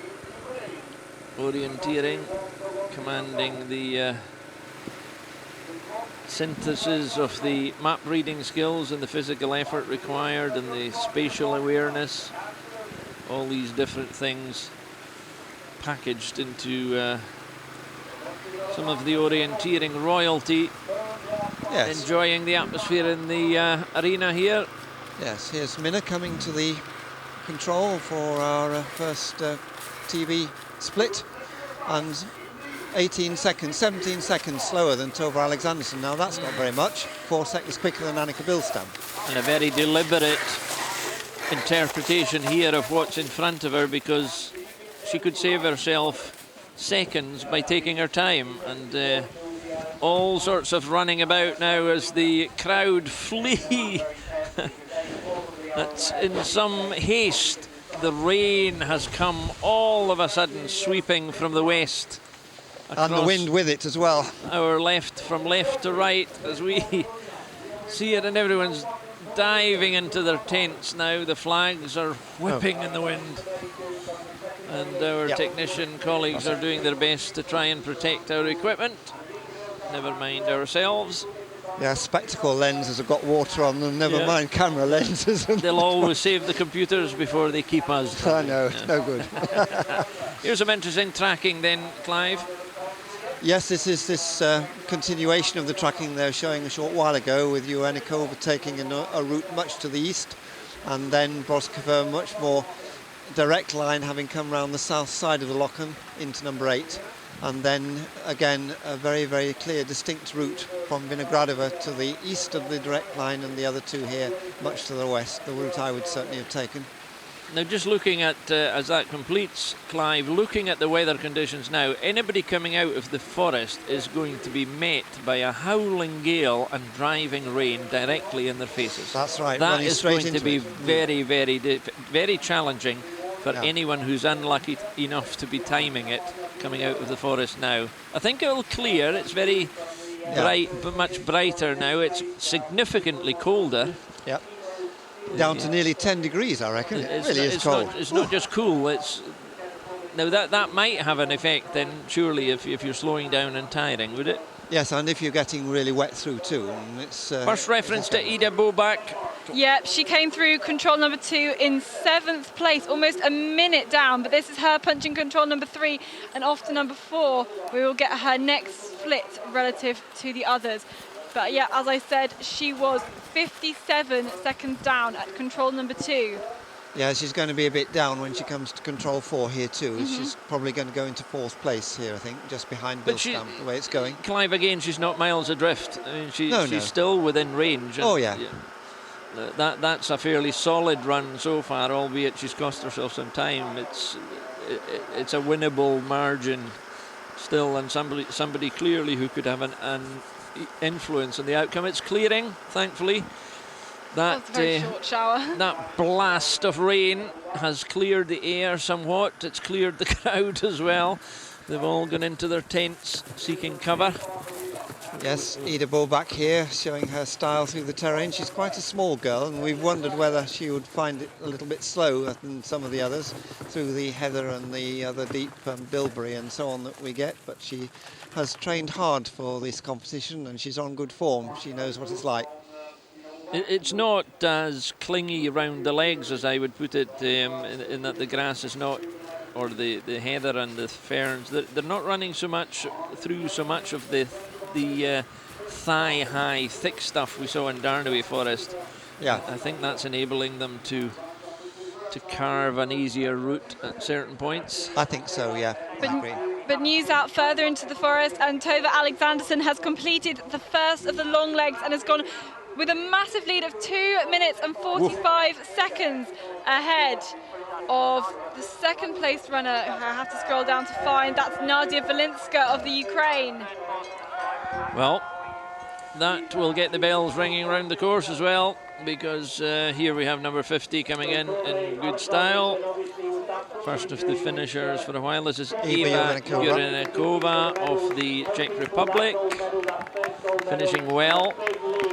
Good strong finish, maintaining her form all the way to the line and right through it as she passes us just here. That's her passing in front of us now, and all the way to the line. She was the first runner in the women's race affected by this delay of 20 minutes at the start, caused by a minibus running off the road, we were told. And so maybe she was in the minibus in question, we don't know, but it's affected her start a little bit, I'm sure. So confirmation of the standings as we have them: Vinogradova, Taylor, Kat Taylor of Britain, Hausgen, Norberg, Houseworth of Switzerland, Efimova of Russia, Razaite of Lithuania, Czech Republic, Broskova, Rima, and so on down the list, where we have the Italians and Klisner, who showed up well in the early stages. These runners now gradually slipping down the line. Charlotte Wilson there currently in 12th place for Britain, and Alison Crocker, who was the first starter, has now slipped down to 26th position. And in the men's race, Tor Norsko holds the lead still, with Helmut Gremmel from Austria, who's just finished, coming into a new second place, 4:43 down on Norsko's time, pushing Rodolf Cernis, Latvia, into third place by 6 seconds. And the order after that is Andrei Salin of Belarus, Aaron Bako of Hungary, Bjarne Friedrichs of Germany, Thomas Hendricks of Belgium, and Dmitry Polyakov of Russia. That takes us down to 7th place. Sorry, Thomas Hendricks, I mentioned, actually has still to come in. And just a reminder that the last of the men's starters are still some 15 minutes away from the start, I would say. But this is the last women's starter. Sarah Leuscher seems to have had a bit of trouble again at the first couple of controls, because it's slightly off the pace of Tove Alexanderson, still to get control 4 and already 40 seconds down. What do you think the issues are in that early control? They seem to, that seems to be where the major stumbles are taking place. Yes, it's a very hard leg. You cross a valley with a stream coming down it, and then a second valley just after a fence or ruined fence. But there's some quite tricky small knolls and other contour features in that area, tiny re-entrants, and the control itself is on a small spur and probably quite difficult to see in the forest terrain there. They have to be very, very quickly into the terrain, first through some open, then into the forest. Very hard first leg. And the first control is often difficult anyway. You've just got to get into the map. I mean, these athletes will have warmed up very meticulously. They will be warm, but actually mentally, that's a different question. You've got to make sure you're into the map and reading it quickly. So that means there's probably more potential for mistakes on the first couple of controls. So there's no substitute for doing it, and that's where they have to do it first of all. So Tove Alexanderson, it would appear, at control 4, has a significant lead, a not insurmountable lead, followed by Kauppi, Bilstam, Kat Taylor in 4th place. At that point, Ida Bobak further back, and then we have the first 5 within a minute at control 4. And this is the final list at control 4. We've had all the women's competitors through there now, and so we can move ahead now and look at the middle and later parts of the course and see how this race develops. But don't expect the order to stay anything like this. Natalia Vinogradova pulled up many places to finish ahead of Kat Taylor in the end, and it's all those long legs that are proving absolutely decisive on this course. Yeah, these later long legs, there are 2 of them. Here we can see one of them 8 to 9, and the different routes being taken there by Jurenkova, who went through some quite thick forest just at that point, it would seem, and Broskova using the vegetation boundary there as a route down towards control 9 and picking up the spur and following that down into the broad re-entrant there, and then straight down and round to the smaller re-entrant to the right. So you got that absolutely spot on. And then they've got these 2 short legs through 10 and 11. It's along the contour, just keeping below the 2 re-entrants, probably just seeing them to the right, and then up to that little knoll, which they both have hit quite cleanly. And then they're setting off on this next long leg. And this, I think, is probably, Catherine, the hardest of the long legs that we've got on this course. Yeah, I'd actually agree. There's no clear, large features that it's easy to tell. So there's no massive hills that you're going around like you can see on number 4 to 5. So it's really, really tricky to kind of decide whether you're going slightly up or down. And because it's on one slope, you're not really gaining or losing much ground. It's hard to see just where you are and just how many re-entrants you've ticked off on your way to get there. Yes, you've got to try and keep track of the distance that you've travelled over this section as well, because there are quite a few marshes which you can catch up onto and follow maybe for certain sections, but my guess is that they're rather diffuse marshes. They look as though they're seasonal marshes rather than very permanent ones, and the terrain will look much the same whether it's marsh or not marsh.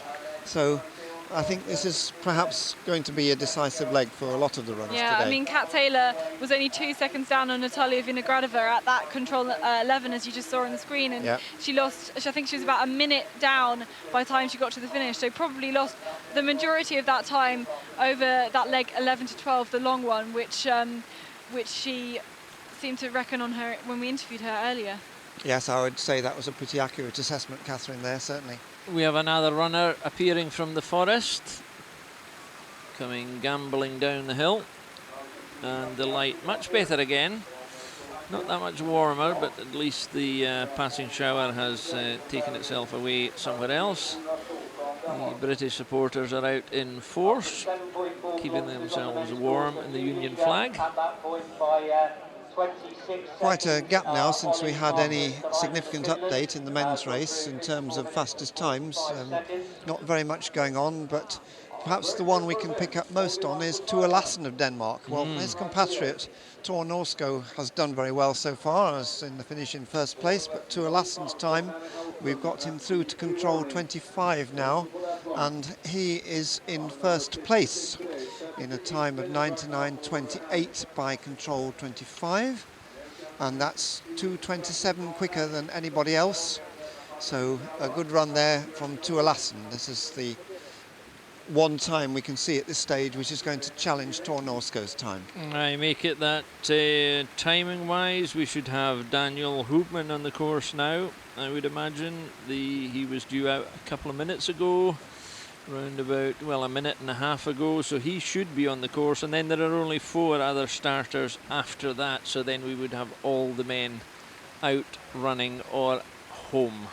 We would, Hugh Dan, but I don't think you've taken account of well, the 20-minute delay. That's what I was wondering, if that would still be... It'll still be the same, Once there's a delay, it'll cover everybody. It goes right through. And it'll go right through. So we could be a little bit behind on that. Yeah, you've got to work back to Oliver Ström, I think, as the person who's just started, and Gernot Kirschbaumer of Austria, whose official start time is 13:45, will start in about 1 minute or so. So that leaves us with 3, 6, 9, 12, just under 15 runners to come. Yeah, so we're beginning to get into a situation serious rhythm in the men's race.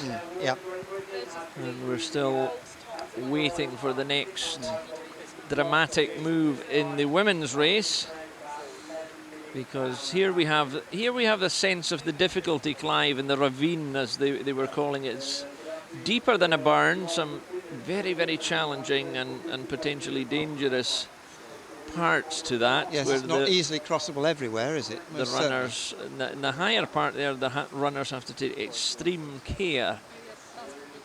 This was Nicholas Mulder of South Africa, I think, who was in the background there. I think he's arrived too high up in the burn to cross it with any ease. It's much easier to come in lower. Of course, the men approaching perhaps from a different side there.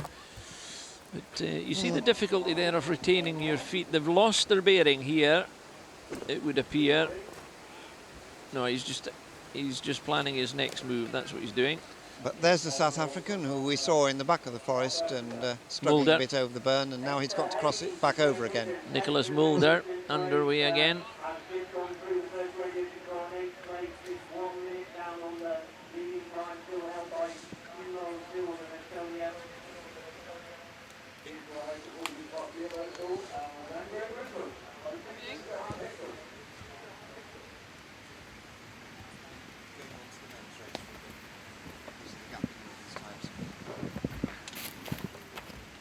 Yes, thank you.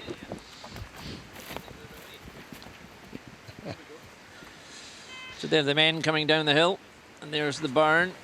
Plenty of water in the barn, obviously, live because of the weather conditions in the summer this year. Still some snow melt coming down. Yes, and the rocks on the side are a bit slippy too, I guess, there. Very slippy. And, when they put some yellow tape on and your neck glides with that, as we just saw there, it makes it even worse.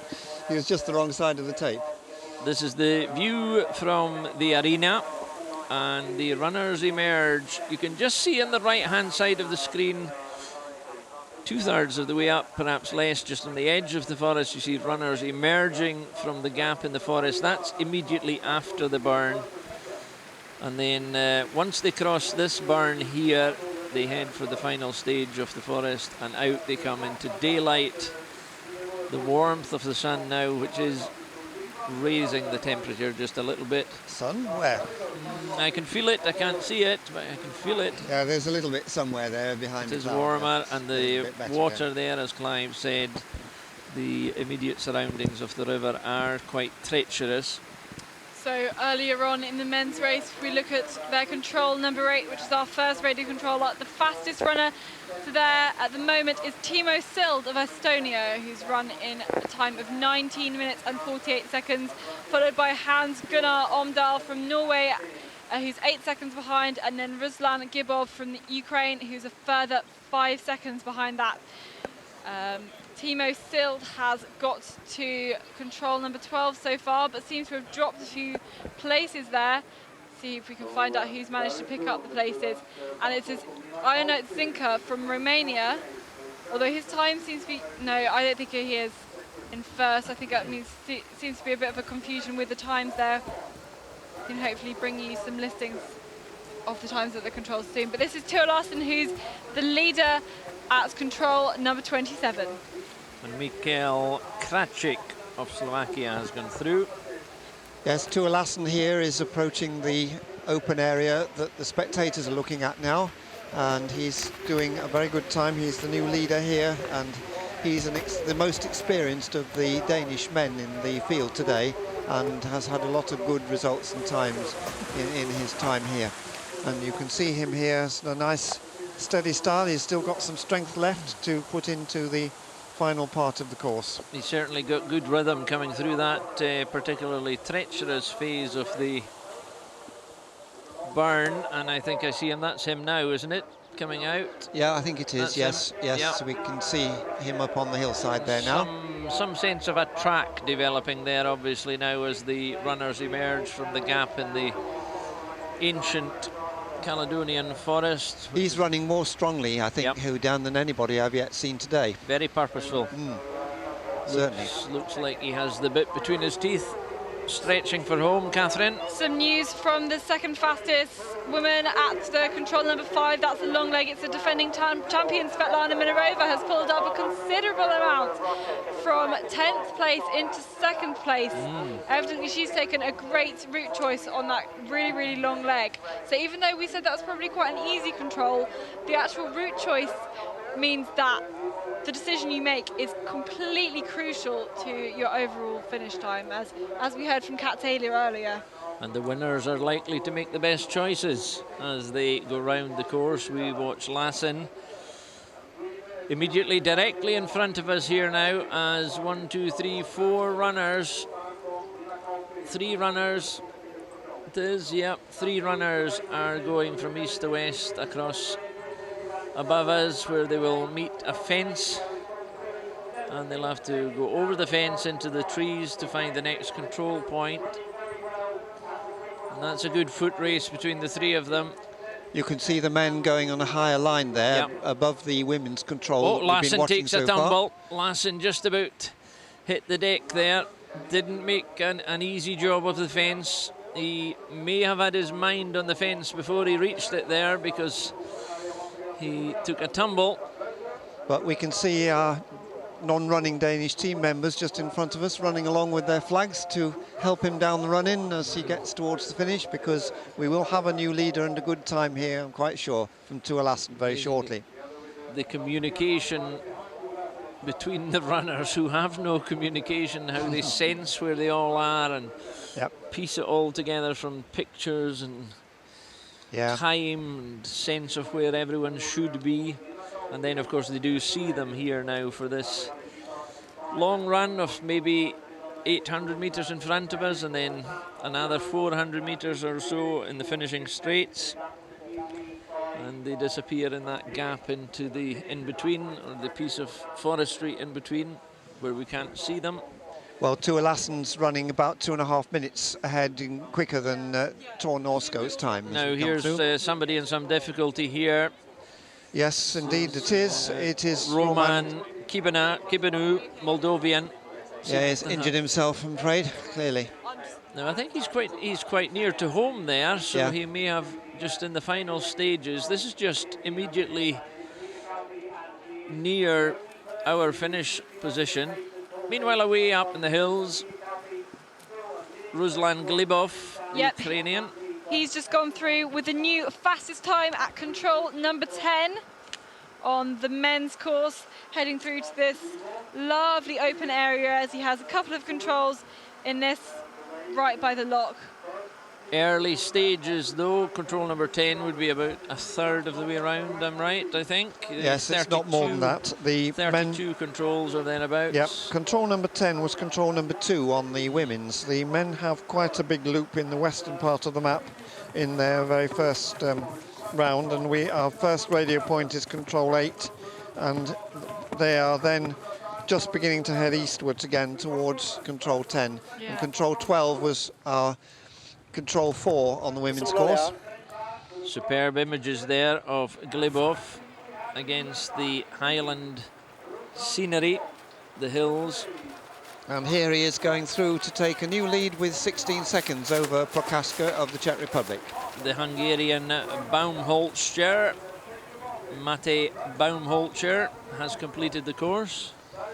Yes, but we're now waiting for Tua Lassen to come in to take a new fastest time, we think, on the men's course. He's had a good, consistent run all the way through, and especially in the second half, he's dominated the race so far. So Tua Lassen not far now from the finish line. No, the flags are being unfurled as you speak, Clive, because the consensus arrival coming around the last curve here to our left, and they'll pick him up. The camera has got him. We can hear the bells and the chants beginning, and here he comes. 1:37. Tua Lassen has crossed the line for Denmark.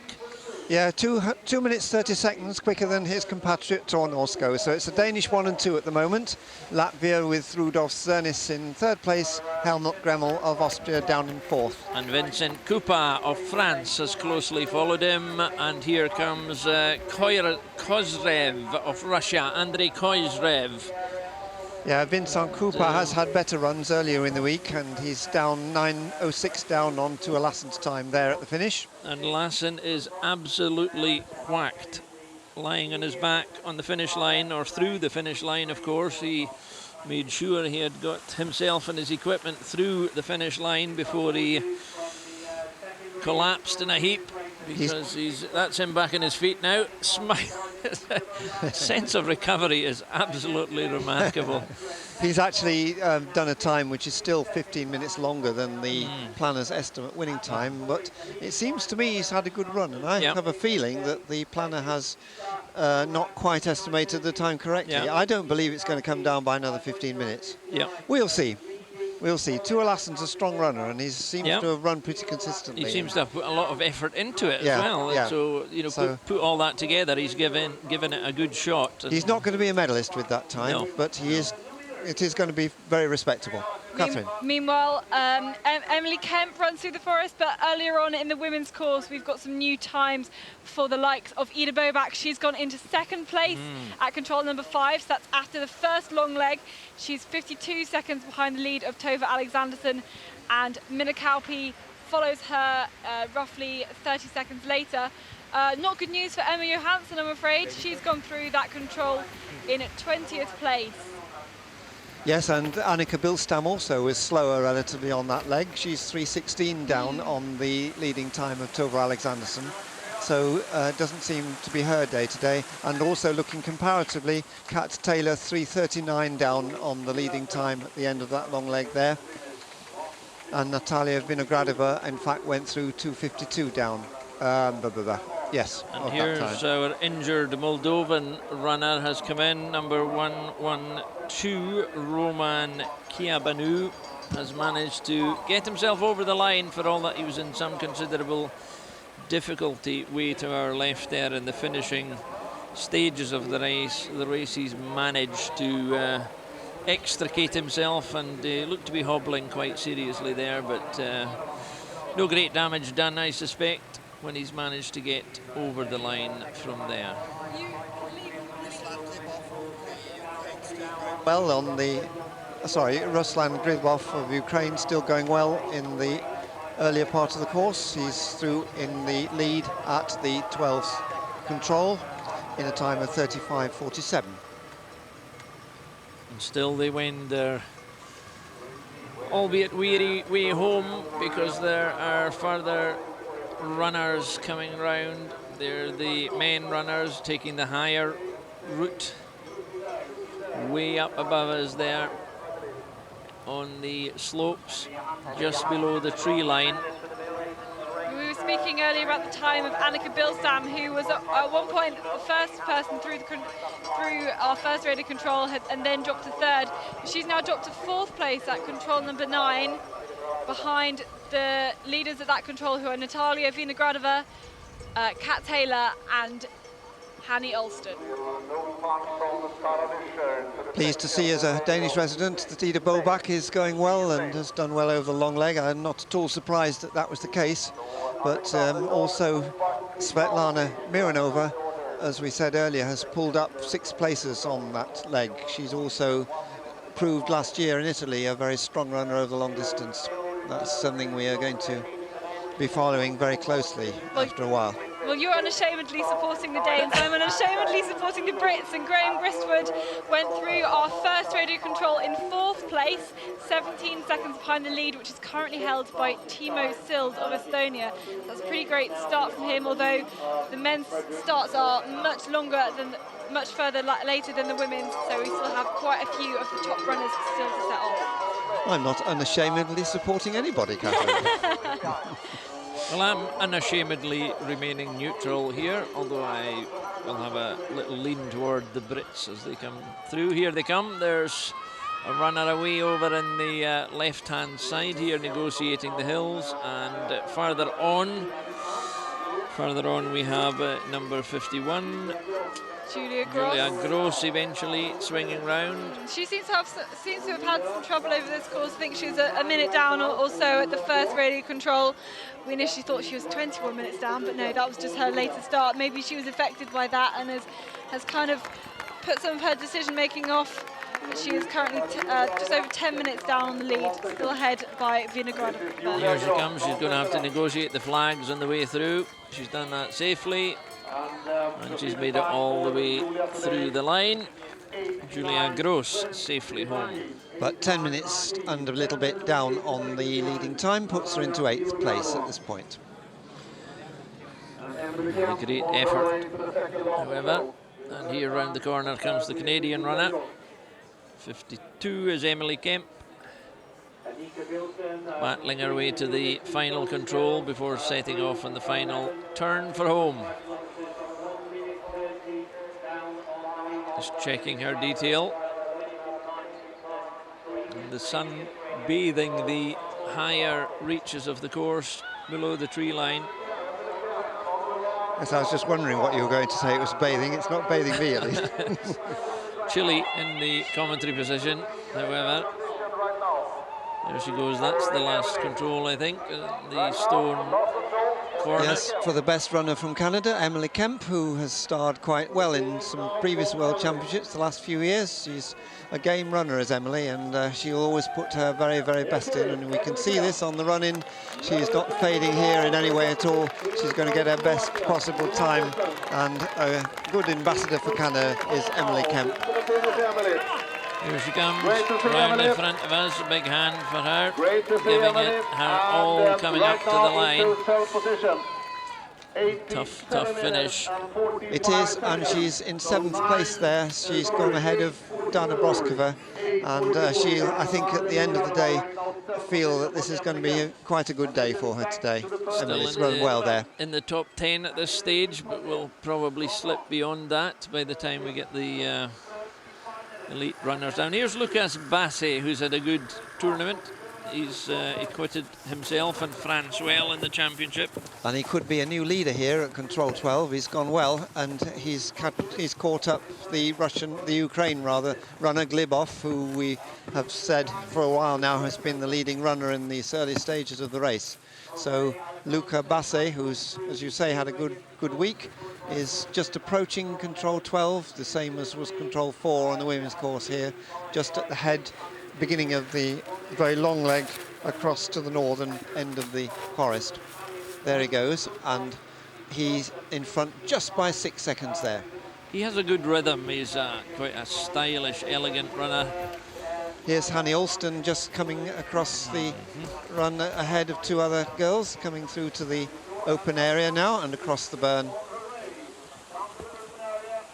Through that difficult burn sequence, and then she'll emerge. Here she comes. I can see her now. As soon as they come into the light there, we can pick them up and see them come down. There are 3 of them in a tightly knit bunch. Meanwhile, Tova Alexanderson is continuing her very strong run through the course. She's gone through Control 11 just now in 54.52, which is the fastest by 1:50 over Ida Bobak, who has also just gone through there. So Ida Bobak's dropped a little bit. No, sorry, Natalia Vinogradova. I'm looking at the wrong person. Yep, thank you. Natalia Vinogradova, 1:50 down on Tova Alexanderson's time. So Tova Alexanderson probably keeping more or less the same distance ahead of others here. Here we've got some route choice, showing Merva Rantanen, and also some of the early running there, some differences between them in Tour 2 to 3. But look what Emma Johansson's done. She's gone way over to the east here. Now this is where she's gone wrong, as we can see. Why has she chosen this route? Well, it was one that the planner had said was a possibility, coming well to the east, but I think she's overdone it by far. Yeah. And she's lost out on that, Catherine, eh? She's not lost out maybe by as much as you'd think when you initially saw her go way east on that line. But I mean, but there's also a mistake to number 6. She was on the wrong hill. Yes, and I think that's what's done it. Those two decisions have cost her a high place in the ranking. Yeah, I think that's right. She's taken a good route from 7 to 8 there. Rantanen also, I think that was a very odd choice to go out. And evidently she chose to go down the path that's just east of number 7 and to get some good running in and then come off that. But really, when the terrain isn't, it's reasonably tricky to run through, but it's not terrible. So. And Johansson also missed number 9 there. She was very close to it, but she went just a bit to the east and then came back. So she's lost another half minute, I think, perhaps there. Crucial errors. Tove Alexanderson, Natalia Vinogradova, Catherine Taylor, Kat Taylor, Hanny Alston, Annika Bilstam, Sabine Hausworth, Margarita Hausken-Norberg, Ria Kina, Amelia Chatting for France, and Natalia Efimova. That's the top 10 as we have them at Control 11. And meanwhile, I see 3 runners reaching the fence together in the women's race, and they accelerate away from the fence, taking themselves to the knoll, and that could be a very tight finish before they get round the corners. It's number 56, Hanny Alston, leading the bunch. 55 is Chatin, the French woman, in second place in that tight group. And they have the attention of the whole arena as they come round there, because everyone can see how close they are. Alston maintaining her form. Leading them. Sorry, Catherine. Yeah, not bad there for Hanny Alston. She was 12th at the first radio control, which is one we've had all of our runners through, and picked up some places. Or maintained pretty steady. She's 4th place at here, but we still have quite a lot of people to come in that started much later after her. Now maybe you can explain to people who don't quite understand the technique here, why is she looking at the map and why is she looking at her left hand as well?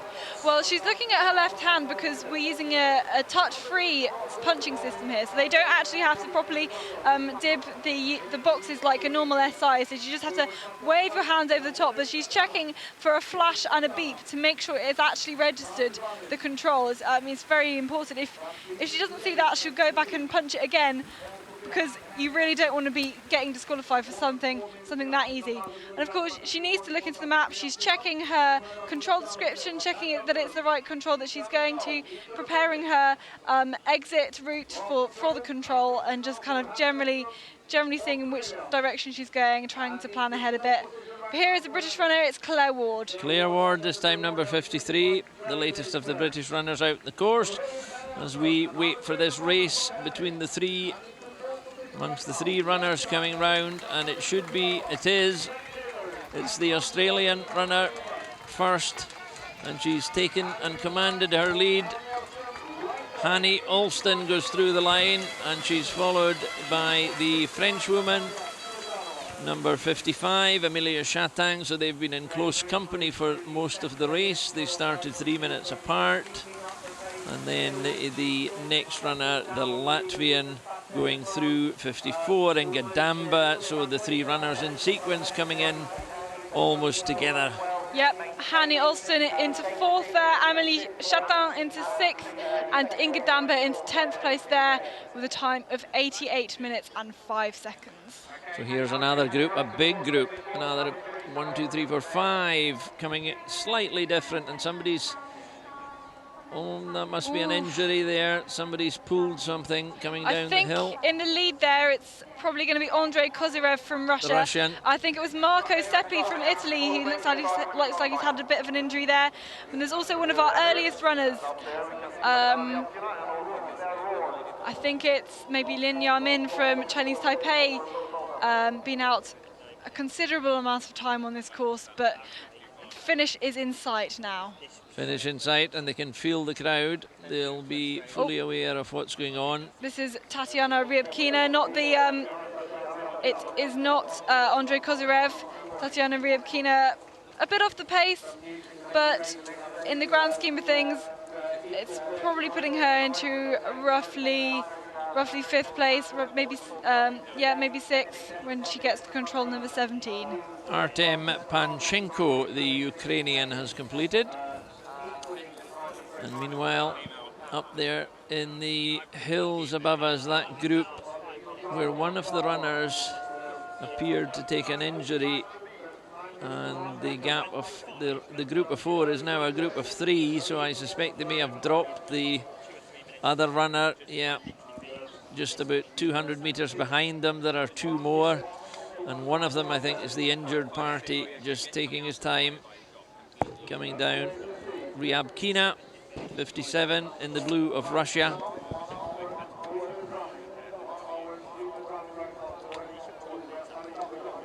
Negotiating the final stages of the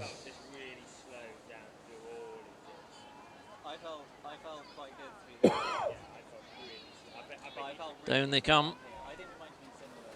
Estonian runner, 160, Laurie Sild, who would be, I'm sure, is the brother of Timo Sild, who featured strongly earlier. He posted a good time at one stage. Yep, Timo Sild still has the fastest time to control number 8, which is our first radio control. They had a group of controls out to the western part of the map before heading further down towards this beautiful lock we can see in picture now, and controls 10 to 12. All pretty close to each other, by that having had a few longer legs that are characteristic of this classic distance. Another Russian in, Dmitry Svetkov. is completed.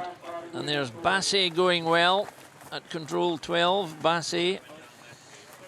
And the first mention of Alistair MacLeod of Great Britain, in 18th position, just featuring for the first time in terms of the times being posted. Laurie Sild going well. Is he the sort of person, do we think, that would maintain good form like this? Well, he's down into 18th place. He's not too far down the lead, and considering they've done about a third of the course, you expect him to lose a bit more time over this. Certainly not doing as well as his brother Timo Sild, who has actually dropped a bit over the longer legs in the later parts of the course into 8th place. But we have some news from later in the course. Controls 22 and 24 have been taken. The lead at those controls has been taken by Jonas Leandersson of Sweden in a time at control number 24 of 85 minutes and 48 seconds. Ryabkina, Tatiana Ryabkina in the women's race. Just 4 minutes there to get in, but not going to threaten any of the major places, I suspect, as she comes round the finishing corner here to the final control.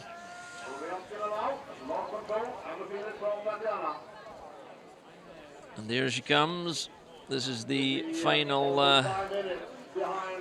bend, and she's coasting steady pace, but not going to bother the final positions. A quick look round. She's nearly 5 minutes adrift. Warmly received round the run-in. Here she comes, just passing us now. Head down and finishing the course. And here again, number 53, Claire Ward of Great Britain, goes through. So a good bit off the pace, Claire Ward. She's had a tough time. Been a difficult run for her. I think we said earlier that's her first championship, am I right? First champs for Charlotte Watson. Claire Ward has done quite a few. But for everybody, it's a tough time. And now we see some of Kat Taylor's tracking. Hopefully we can see where she maybe lost some time on some of the longer legs. She was second place into number 3 and number 4. And ended up taking quite a very slow route out of the beginning. I think she went up the crags. That was probably her decision. Going very, very straight. And losing the time going up the slopes, it seems, before coming round this hill and to the east side of the lock before finding her way in through there. So I think it was the time actually coming up the crags, like very, very initially out of number 4, that lost her the time. Her coach should tell her not to start rock climbing in this sort of area, I reckon. I think so. Here's number 133, Marco Seppi of Italy. I didn't like the long route choice at all. The Italian coming around.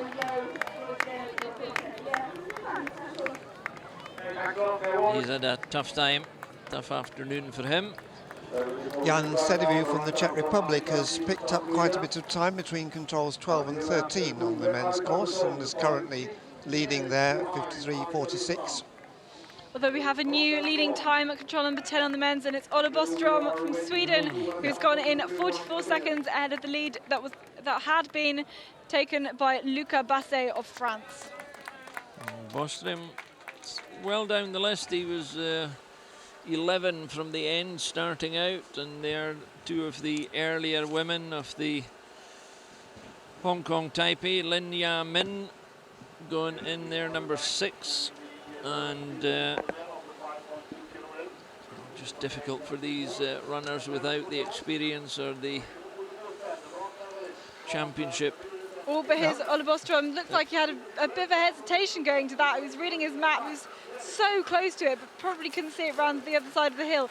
But actually quite swiftly going off and towards control number 12. Yes, he's on course for taking the new lead here at control 12 without any doubt. Just along this 150 metres or so here along the top, and just round the hill and the side of the hill. So Oliver Strom has got a good strong style through the heather there, and going nicely. He has a long stride which suits these particular conditions, I would suggest, because his louping stride clears the ground and he has to take less strides than most people. The cut of him as he... Yes, and if you live in Sweden and you've run in Swedish terrain all your life, then you know how you can cope with some of this. Gobbling up the ground there with very little effort, it seems to me, which is key. So. Yeah, they do a lot of training in this kind of situation. Although looking at another Swedish runner, Tove Alexandersson seems to have dropped some time on the leg between 11 and 12 as she's gone into second place behind the time of Natalia Vinogradova. The time of, it's not far behind, only 6 seconds behind the time of Natalia Vinogradova, but new time from Ida Bobak, and she's gone into first place at control number 9, a whole minute ahead of Tove Alexandersson. Well, that's certainly a turn up because she's gone very well in this next long leg, 8 to 9, quite clearly. And Tove Alexandersson's obviously having trouble in the long leg, which we've reckoned is the most difficult one, 11 to 12, because even yet she is not there, and she's now somewhat behind the time of Natalia Vinogradova there. So it's beginning to look as though it could be Ida Bobak's day today. As we said, a minute up, and Minikalpi as yet has not reached that point, and Ida Bobak was the starter 3 minutes behind Minikalpi, so she's caught more than 3 minutes on Minikalpi, and if she saw her, then that will have given her a big lift, of course. Well, if I didn't know anything about the Bobak name or tradition at the start of the week, I certainly do now, because it could be coming to a climax on this Friday afternoon and the last day of the World Championships. Well, this makes me quite excited because I know the family very well, and they live only a kilometre from where I live, and so she's the one who Søren has got his gold last year in the sprint race in Italy, and Ida Bobak hasn't yet managed more than a silver, although she's got 2 of those in the World Championships. So is this going to be Ida Bobak's day? Although Catherine. Kat Taylor taking the west route there, but still considerably behind Alexandersson. Yes, and this point Alexandersson going fine, and it's now between 11 and 12 where somewhere or other she's made a mistake. And if we're going to pick it up here, she's going off to the north, to the west there, a long way to the west. Oh, now was this decided? You can see Kat Taylor taking a pretty direct route there. Alexandersson's route has stopped. I think we've lost the GPS at this point here for her. So we'll see. And Taylor's going on there. We'll pick it up probably again later. But Ida Bobak has gone through control number 11 as well. You can just see that number 9, 10, 11 very close together. She is still in first place. Dropped a bit of time against Tove Alexandersson, but still 55 seconds in the lead. Yeah, just lost 5 seconds on that little quick succession of controls, 9 to 11. Whereas Minikalpi, who was in second place at controls number 2 and 4, has dropped to 14th place at control number 9. Evidently not taking the right routes on those longer legs. Yes, here we can see Annika Bilstam in the picture, the back of the group there. And Nadia Volinska from Ukraine as well. Yep. As they come down along the burn. And the third one is Maija Rantanen from Finland. So it's a strong little group of runners here, of which Annika Bilstam was the middle starter of them. Nadia Volinska having the best time at this point. Somebody I see way up to the right in the forest, somebody running into the forest, which is the first time I've seen that this morning, and somebody slowly descending. I can't quite see whether that's a runner walking back in, but here we have them coming down across the fence.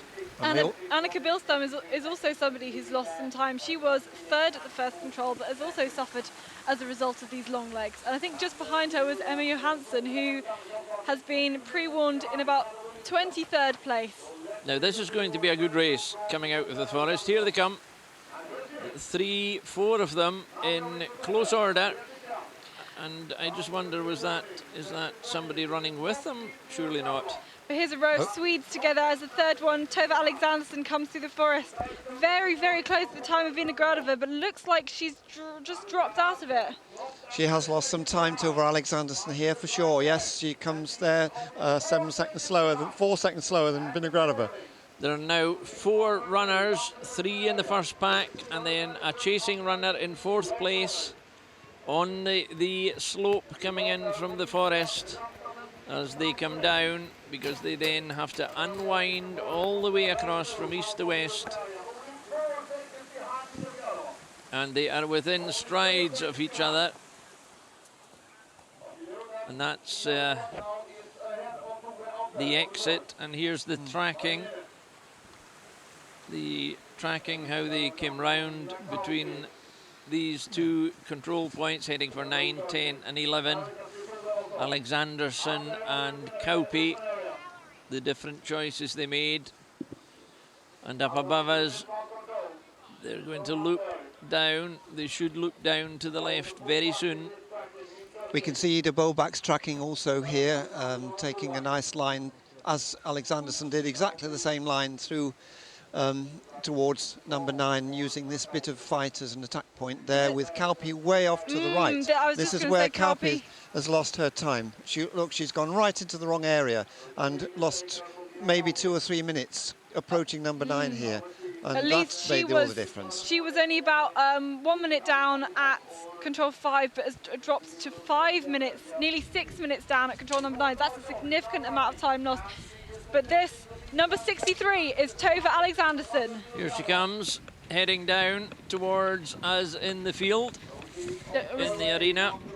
She was 4 seconds behind Natalia Vinogradova at control number 14, which is the one just in the forest. So she can make up easily this time over the Russian in the last small part of the course. She has a very, very quick run, no stopping to look at the maps, only reading her map whilst on the run. If she has great flow through all these controls and a great sprint finish, she can make up these 4 seconds. She certainly can, yes. She's a very strong runner, renowned for it, and this certainly could be a challenge to the lead of Natalia Vinogradova at this stage. And ahead of her, the group running. Here are the 3 runners as they approach the final 2 control points. Hardly anything between them, and Alexandersson galloping behind, because that is going to be a good, she could make this up. I can see her eating into the gap as she chases this pack of 3 who are followed by, I think, another runner there in between.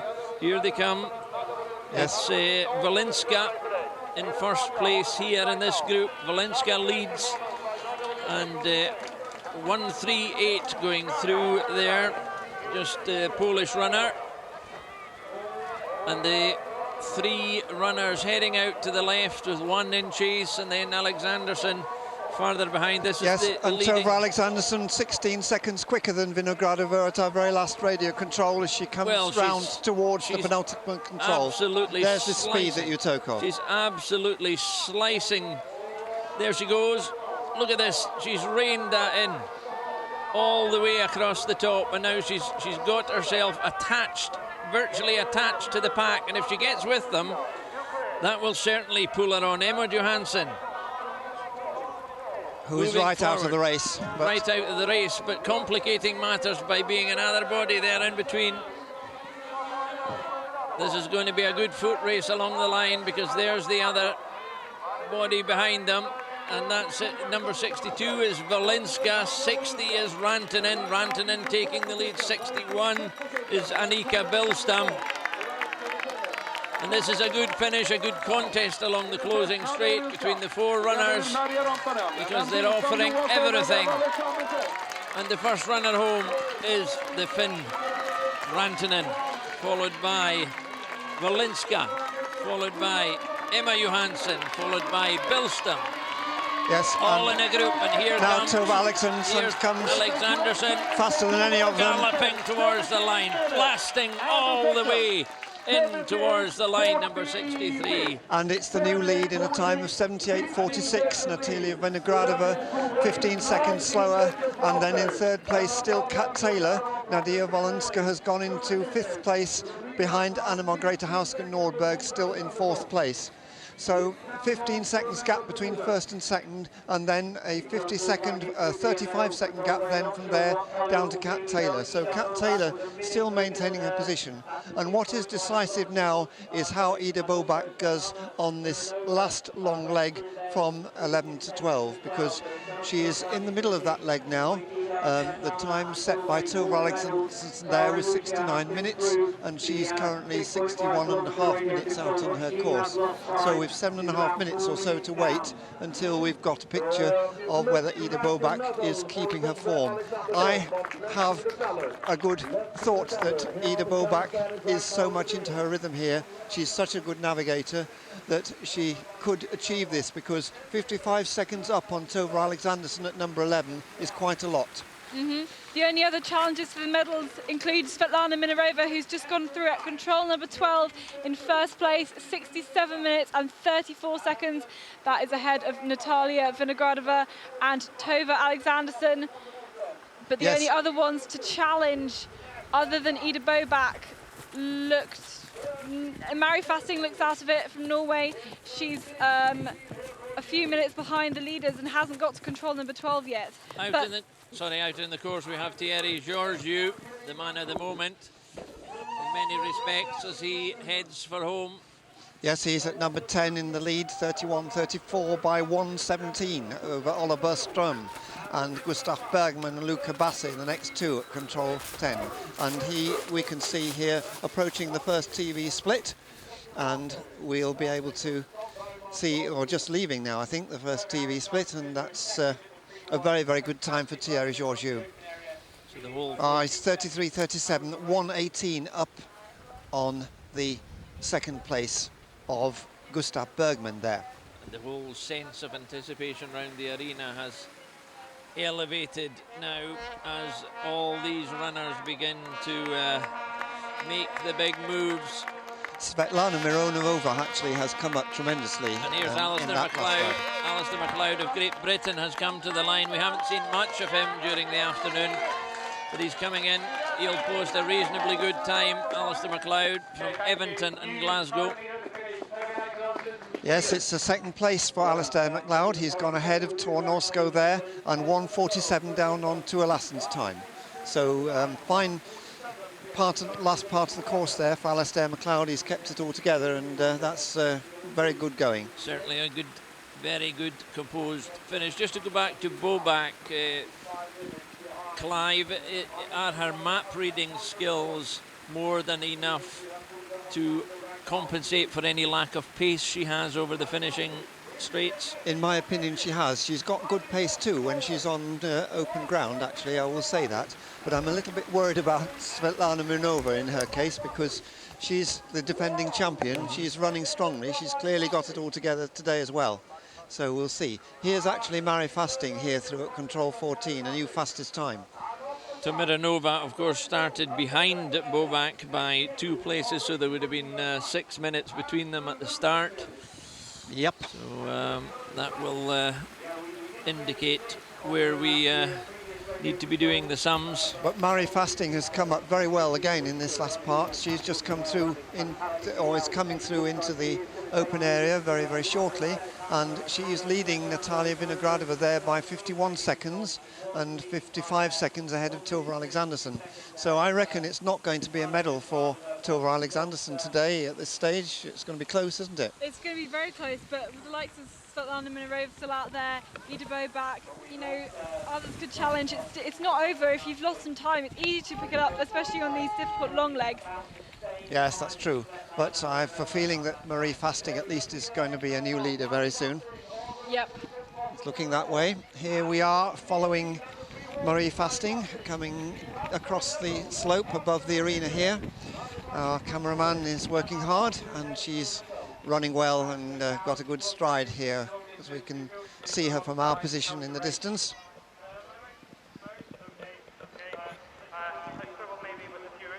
Looking back along the men's course, we can see some new fastest times at control number 13.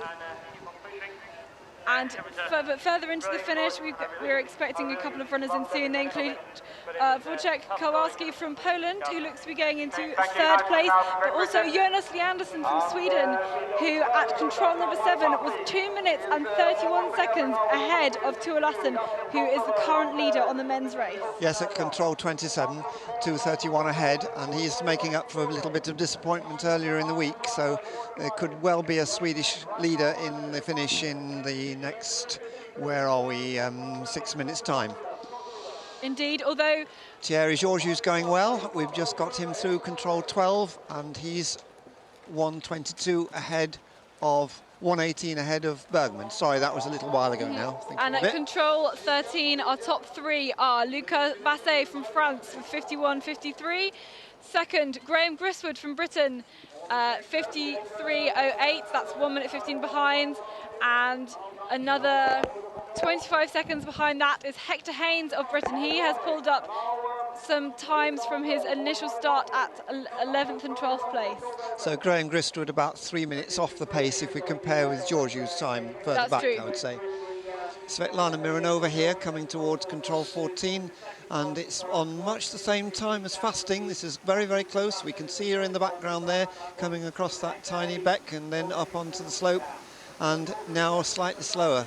So Fasting is the runner who we can look for now as the key marker point for any attempt by Ida Bolbak in particular to come through to take the gold medal. Svetlana Mironova's a little bit behind her here. Here we can see she is in fact 14 seconds down on Fasting. So Marie Fasting has made her mark on the race in this later part. She's had a very, very good last long leg maybe. She's spiked the controls very closely and is looking very good for a medal now. This is Mironova coming over the fence, taking the slightly stronger piece of the fence. As Jonas Leandersson comes into the finish to finish in 1st place at the time of 108 minutes exactly, 2 minutes and 39 seconds ahead of Wojciech Kowalski from Poland, who's also just finished. Yes, and that pushes Tuolassen down into 3rd place. He's held the lead for a long time, and Wojciech Kowalski has just 3 seconds advantage over Tuolassen at the finish there. Now our cameraman has picked up the Mironova running down the hill here. Our cameraman doing his best to keep up with her and doing a good job of it, because she's setting a really good pace coming down the crest of the hill. And Marie Fasting, meanwhile, is 28 seconds faster than Tove Alexandersen at the last control, the penultimate control. So this is going to be a new leader, Marie Fasting, in the finish any moment now. And the flags are waving as they try and encourage her to the line, because it's a packed audience now round the arena lining this finishing straight as Fasting comes round the home straight. She's got 100 metres to go. Fasting making it to the line, holding her form and getting through the line, meeting the packed ranks of the camera, and closely followed by number 64, Wigemeyer from Norway. Tony Wigemeyer also from Norway there finishing. Yes, the 2 Norwegians helping themselves a bit at the end, but Ida Bolbak's over time. She's late at control 12. Although control 12 has not been registering for everybody, so... Right.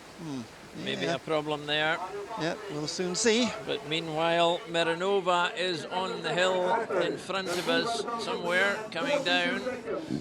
The cameraman has gone back up into the forest. She was 14 seconds down on Marie Fasting at the last time we had, where they came out into the open area. So we'll get a new elapsed time before very long around the back of the hill here for Svetlana Mironova, the defending champion, with Natalia Vinogradova, her compatriot, currently in 3rd place, Tove Alexandersen in 2nd. And here is Ida Bolbak as the Norwegians at the finish line are beginning. They're almost, I wouldn't say they're celebrating, but they certainly know they've posted a good time. Ida Bolbak here, 69, coming down the hill. This is to get control number 14, and she seems to have it's right, that seems to have not registered for her, but she's 2 minutes 40 in the lead. Yeah, that's miles. Absolutely flying. 2 minutes 40 ahead of anybody else. Ida Bobak here coming through to the finish with Marie Fasting.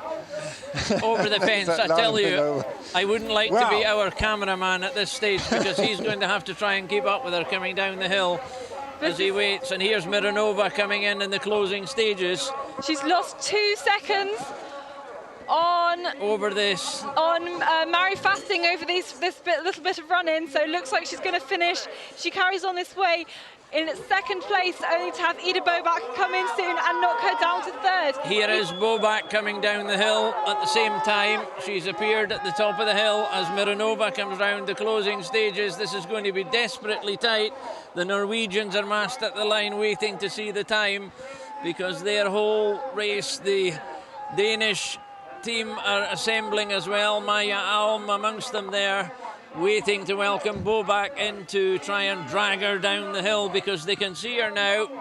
She's well within range. Here she comes. She can also hear the arena speaker. She knows she's in a good position here. She will know. She's really buoyed up for this, I'm absolutely certain. She will know exactly what, well, she won't know precisely what she has to do, but she will get a sense of the excitement round the crowd, because to our left, here comes Mironova.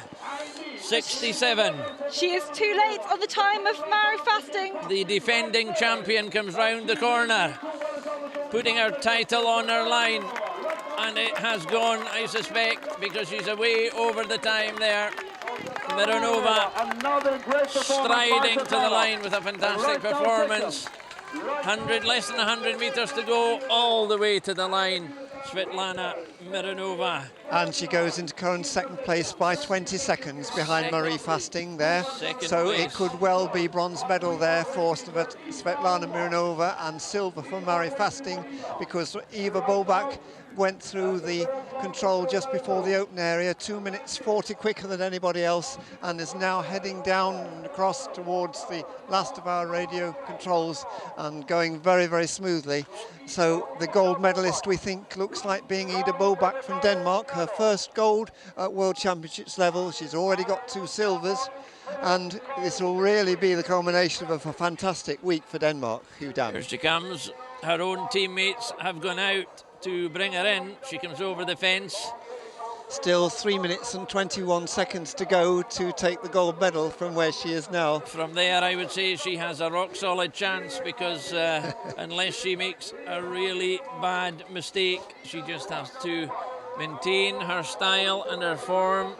To my right, to my left, in front of us, everybody poised and ready to welcome her in, because at the moment Fasting is in second place and the defending champion is in the bronze medal position if it stays this way.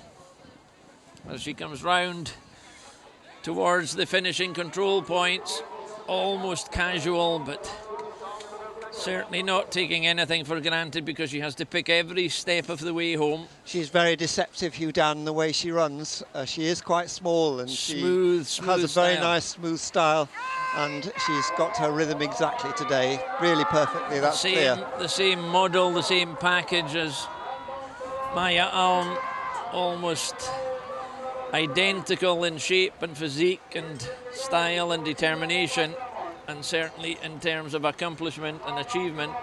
But she's still being very, very careful at the end. She knows she's got to make it right at the end. We've had a few people who've lost time and lost medals because of mistakes at the very end, but she seems to be keeping her head together and making it right as she heads behind this hill. Yes, very, very careful there, very cautious, very sensible. Working the map hard, skipping over the fence. The Finnish runner, 65, Hayanen. Sofia Hayanen has gone through the line. And yes, here's another runner, one of the men finishing now. Another Finnish runner goes through. Yes, that was Olli Marcus Taivanen finishing. Taivanen has gone through, and here now the anticipation. The flag has been delivered, which is always a good sign. Ida Bobak is striding towards the gold medal for Denmark, and the line. Another championship for Denmark, at the end of a quite fantastic week. She's completed the job. The technical details have to be finished also. For a moment, and now smiling at the camera. I think she's finally realised what she's done. Yes. I'm sure she knew as soon as she got the flag that she was home, if not dry. Her coach has greeted her at the line, and she's hanging on grimly with some delight. It's been a fantastic performance, and right from the word go, it looked as if it was on, Clive. Yes, I think so, yes. She had made a mistake in the middle distance, which she will have been thinking about and regretting for some time. And she doesn't make all that many of those. Now here, she can really celebrate for the first time. Her first World Championships medal. She's only 3 years into senior ranks, and at last, a gold medal for Ida Bobak. And looking at the wider picture, Clive, just briefly, there's a rich seam of talent here in Danish orienteering at this level at the moment. There is, yes. They really are on the top at the moment, the Danes, and especially the women's side. It was the men in the 90s ahead of the women. The women have come through since then to take the 4, and with Maya Almen, McClinkenberg, and now Ida Bobak, they really have got a star field there. So 2 gold medals now in this week for Ida, and now she's matched her brother Søren, who got the sprint champions in Italy last year. So well, just to recap, Ida Bobak, Mary Fastings, Lana Mironova are the bronze, silver and the gold, silver and bronze medalists. I think I know what you mean. I'm too excited here. And then Natalia Vinogradova took 4th place, Tova Alexanderson 5th, and the last podium place is Catherine Taylor of Great Britain. Still. And then Sarah Lucia, we've still got to finish, but she is outside the podium time now.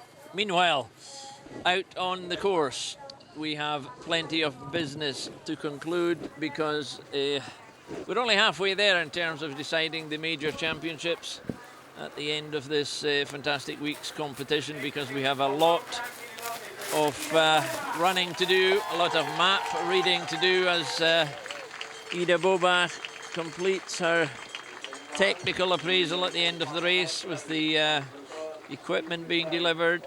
Here are the standings in the men race at control 12. Thierry Georgiou in the lead. Fabian Hertner, Daniel Hubman, Olive Lundenese, Frederic Tranchon, Gustav Bergman, Ole Bostrom, Magne Daly, Lucas Basset, Ruslan Glebov. I suspect the winner will come from the top 5, at least, if not the top 3, because Hubman, Hertner and Georgiou are set to have a battle in the Highland Hills as they try and resolve the issue of who takes the gold medal home. Will it be the legendary Georgiou, or will it be the man of the week? I think Daniel Hubman, who's established his credentials and stamped his class over all the competitions he's been in. Yes, well, if we take it at the moment, we're as far as control 12 as far as the leading runners are concerned here. Daniel Hubman is 37 seconds down on Thierry Georgiou's time, and Georgiou is, of course, if the race finished now, it would be Georgiou who's champion again. But we've got Ida Bobak. Well, I hate to interrupt you, Clive, but we have been joined by the world champion, who is going to speak to Catherine, or to Clive. Clive indeed can speak to her. There we are. Okay, well done. Congratulations, that was a tremendous run. Now you've got the same number of gold medals individually as your brother, Søren. Yeah. How was your race today? Oh, it was really good. It was just like, I felt like I was just cruising up there. I had the control all the time, and it felt quite heavy sometimes. But I was prepared for that, so I knew that I would have some negative thoughts, but I was just fighting. And, Did you have some negative thoughts? Yeah. What sort of negative thoughts? It was sometimes I thought, oh, it's so heavy, I'm falling all the time, and I can't find the best places to run. But technically, you've had a very clean race, I guess, have you? Yeah, really. Yeah. What did you feel about the long legs? Did you enjoy them? Yeah, I thought it was really nice that you had to take many micro route choices, because I think if you just ran too much just on some big hills or something, it could feel really heavy because you had to go up and down. You had to look at the plateaus and find a really good route. Yes. Well, you got it over some of the others on round control 12, the last of the long legs. I mean, the Kalpi was well out at that point after being at the same time, and one or two of the others too. So that was what really happened. But it's essential to have a clean run, obviously, on a case like this. Yeah. And very, very well done, Ida. Tell me, Ida, when did you realise you had won the race? When I was... when you got the flag? Yeah, when I got the flag. so. My brother told me, oh, that's 2 minutes. Oh, so you can take the flag. Okay. But I still wanted just to run fast because I wanted to finish my race. What was your feeling when you came across and with the arena in sight and you could hear Per Forsberg, perhaps, could you? I could hear some of the Danish screaming medals or something. Yeah. So I thought, okay, this is quite good. I just have to push really hard in the end because I thought maybe I was second or third. So it was so amazing to come here at the last control and hear, oh, you're 2 minutes ahead. Right, yes. Well, well done. When does the party start? I guess we have to after medal ceremony, I guess. Well done, congratulations. Oh, thank you. Yeah, you can go and join your teammates now and really enjoy it. Very well done, Ida. Confirmation there of the result. Ida Bobach winning by 2 minutes and 44 seconds in a quite outstanding performance. Mari Fasting in second place and Svetlana Mironova, the defending champion, 3 minutes adrift in third place. Tovi Alexanderson, Natalia Vinogradova and Kat Taylor with a podium position, 4 minutes adrift, finishing in sixth place. And one very happy woman and one very happy family and one very happy international team, the Danish team, having a quite superb week. And here out in the course, some runners still coming in. Of course, Sarah Lucia, who was the final starter in the women's competition. And the serious end of the business, which remains unresolved. Matthias Kibberts, who featured prominently again during the week. We had plenty of action involving him. And he's going well there because he's got 30 seconds still to go if he's going to be the new leader over Georgiou at control 12, our first TV split, after 5.2k of the very, very long course that we've got here today. 95 minutes expected winning time. And the current leader in the finish is Fredrik Portin of Finland in 110.15, which they're still battling their way through the hills here. Ahead of Wojciech Kowalski of Poland and Tua Lassen of Denmark. So quite a lot of time to come down before we get to the estimated time, and a lot of these runners that are out on the field now are doing somewhat quicker, but it is still Thierry Georgiou who is the fastest at the first of our main radio controls. And on we'll current form, Clive, you wouldn't like to bet against Hubman against an ordinary mortal eating into 31 minutes, but if you look at him against somebody like Georgiou, that it could be just a mountain too far. It could actually, yes, that's right, it could, yes. This is probably Thierry Georgiou's last World Championships, although occasionally he says, oh, I might just do another one. But I think it might well be the last, and he will really want to go out on a high. And winning this race, taking yet another long distance championship in a sequence of remarkable results over the past 2 years would really make his day. But what a week for the Danish team. They have come to Scotland and plundered our gold and silver again. So 2 relay wins and 2 individual wins is a fantastic result overall. The sprint relay and the women's relay, and then Maya Alm in the middle and Ida Bobach in the long distance. Well, it's difficult to think of any country that could ever do any better than that. Would they have set a target like that, Clive? No, they didn't.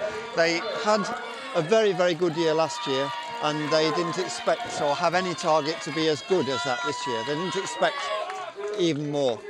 The Irish runner 147 has come in. Number 147 is Nicholas Simonon, who's had a good week also, with some good performances, but everyone's still talking about the new world champion, Ida Bobak, finishing so well and so strongly, and just marking herself out as a genuine world-class talent. And this is how it all unfolded. We had plenty of front runners, we had plenty of good runners.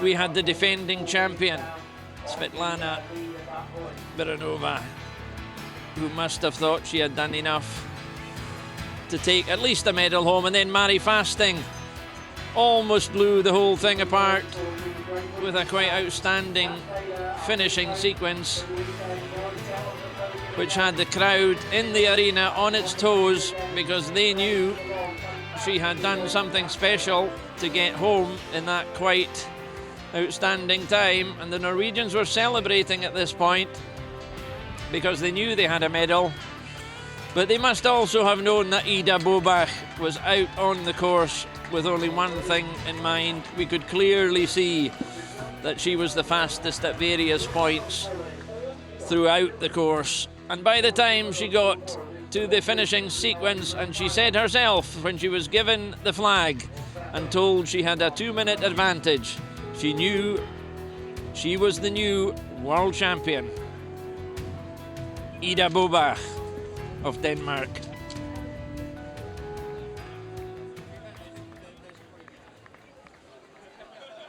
And all is quiet out in the hills, the lochs of the Caledonian pine forest, where the trees have seen and heard many things over the centuries. So now we shift our attention to the men's race and wholeheartedly concentrate on that. And we are showing the course here, where the men go into terrain that the women never visited here in the western part of the course, western part of the map, and then come back to controls 9, 10, 11, 12. 10, 11 and 12 we saw also on the women, and then they have a similar long leg northeastwards across the map beyond that little lock we've seen before, and then they have a phi loop here, and if you follow it closely you can see what's going on. They go round the 2 loops and visit 13 and 14 twice. It becomes 19 and 20 the second time round before they come southeastwards to 21, 22, 23 and 24. 3 controls very close together. Now along this northeastern leg that has caused the women, some of the women at least, so much trouble, before they come down to our control just before the run-in, and a finish very, very similar to the women's course there. A very long course the men have today, with a time estimated for the winner of 95 minutes. And the present standing at control 12, which is our first TV control, Hugh Dunn. The legendary Thierry Georgiou is in a commanding position with Fabian Hertner of Switzerland and Matthias Kibberts, and also Daniel Hubmann. 2nd, 3rd and 4th, the Swiss at the moment, and that could be a very, very decisive element of this race as the final awards are made on this fantastic now Friday afternoon in Glen Affric, where the sun has again broken through and conditions are well nigh perfect. Timo Sild has finished with another good time. Yes, it puts him into 4th place. A long period he looked as if he was threatening the medal positions as well, that he might have had enough, but you can tell from the way he's looking at the map there that maybe 1 or 2 decisions and parts of the course have cost him.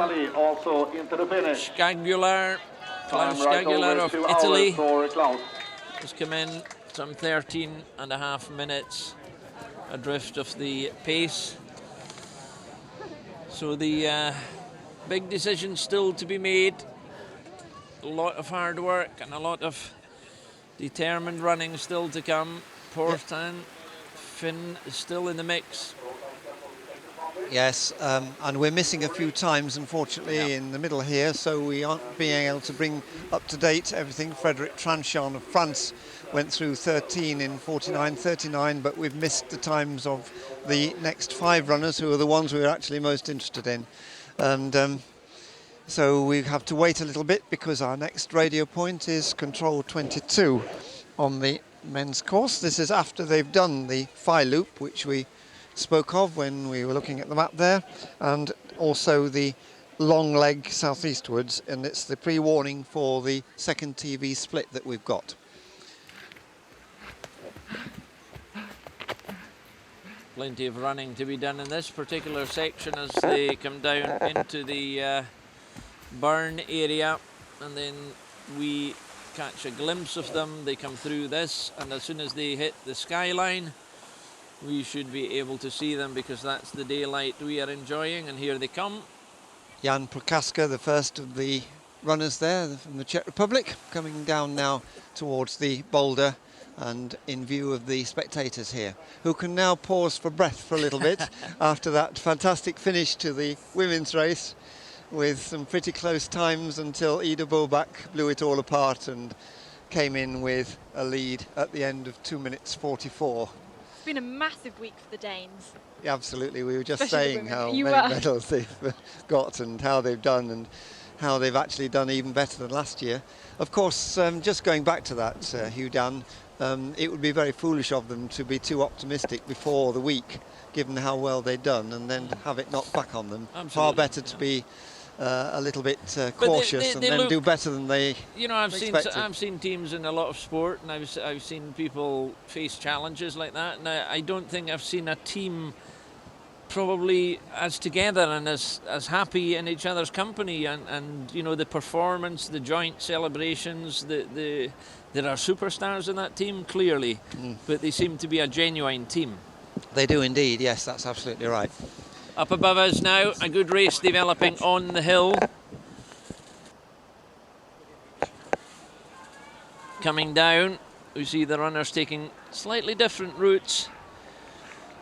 This is the only contest we have in our direct sight at the moment, as we look at some of the choices being made.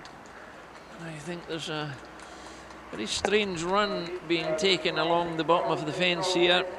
Final runner being escorted in here. One of the men runners I see following the fence, Antonio Martinez Perez of Spain, has gone through. We were hoping to bring you some split times for control number 13, which is at the start of all the fire loops, but we've been told that radio control is a bit temperamental. It's not that reliable, so a few people that you think may have already gone through them probably have gone through them, but it just hasn't registered. So the next radio control is at control number 22, which is after the second of the roughly 2.5 kilometre long legs. These are some of the technological challenges that we have in the races. This is Ruslan Glebov, who was at third place at controls number 22 and 24 of the Ukraine in a yellow kit, closely followed by number 154, I think. Just as you can just see their names. 54 and 55. 54 is Sedivi of the Czech Republic, and Ruslan Glebov of Ukraine in the yellow shirt. The very familiar colours of the Ukrainians. And here they come down the hill. Joining us on the final run-in. Just coming down. Both runners, they're almost matching each other stride for stride now. It's a good race, good foot race, and they can see each other all the way in. And the sense of, I think, celebration and drama of the women's race has taken the whole atmosphere by storm, and everyone's just knocked out, I think, by that performance. Yes, not surprising really. Hans Gunnar Omdale there, just going through control 27 in a new fastest time of 1:39. So the Norwegian 1:32 ahead of the Ukrainian Glebov there, so this is looking good for him, and this is just before again coming into the area in front of the spectators here. So it's looking very good for him at this stage, although I'm sure he's going to be caught a little bit later on, but that is how it is at the moment, and we should see him coming into sight any moment now. Here he is coming out and on the picture, and we've just picked him visible. up. Yeah, just picked him up on the hill, and another good race there between two other runners going into the final section of Forest before they come out. Prochaska, well, he's toiling a bit at this stage, I think. Jan Prochaska of the Czech Republic. Jumps the fence and heads towards the last control before making his way into the arena for the final run-in. Yeah, he's looking as though he's run a long way, though, I must say. Well, he has, to be honest. He has, indeed. 15.5 kilometres and an expected winning time of 95 minutes. And this is coming up to 112 minutes. Yep. That's Clive's understatement of the year. He looks like he's run a long way. 15 kilometres, yes, it would be, Clive. And this is a good finish, good strong finish. He's tired, the Czech Republic runner there. 1:52, Jan Prochaska, home and dry. Slotting in just after the time of Alistair McLeod. It's about 4 times the length of the courses I normally do these days.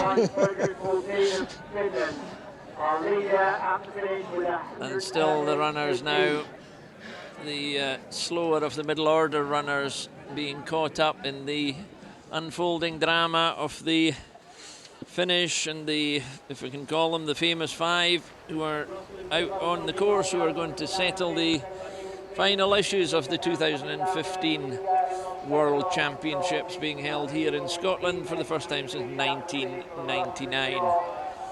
Ruslan Glebov in picture, and he's heading now from control 30 in reach of the finish now, and this is going to be a new leader in the finish, although it won't last very long because Hans Gunnar Omdale looks as though he'll overtake it in a fairly short time.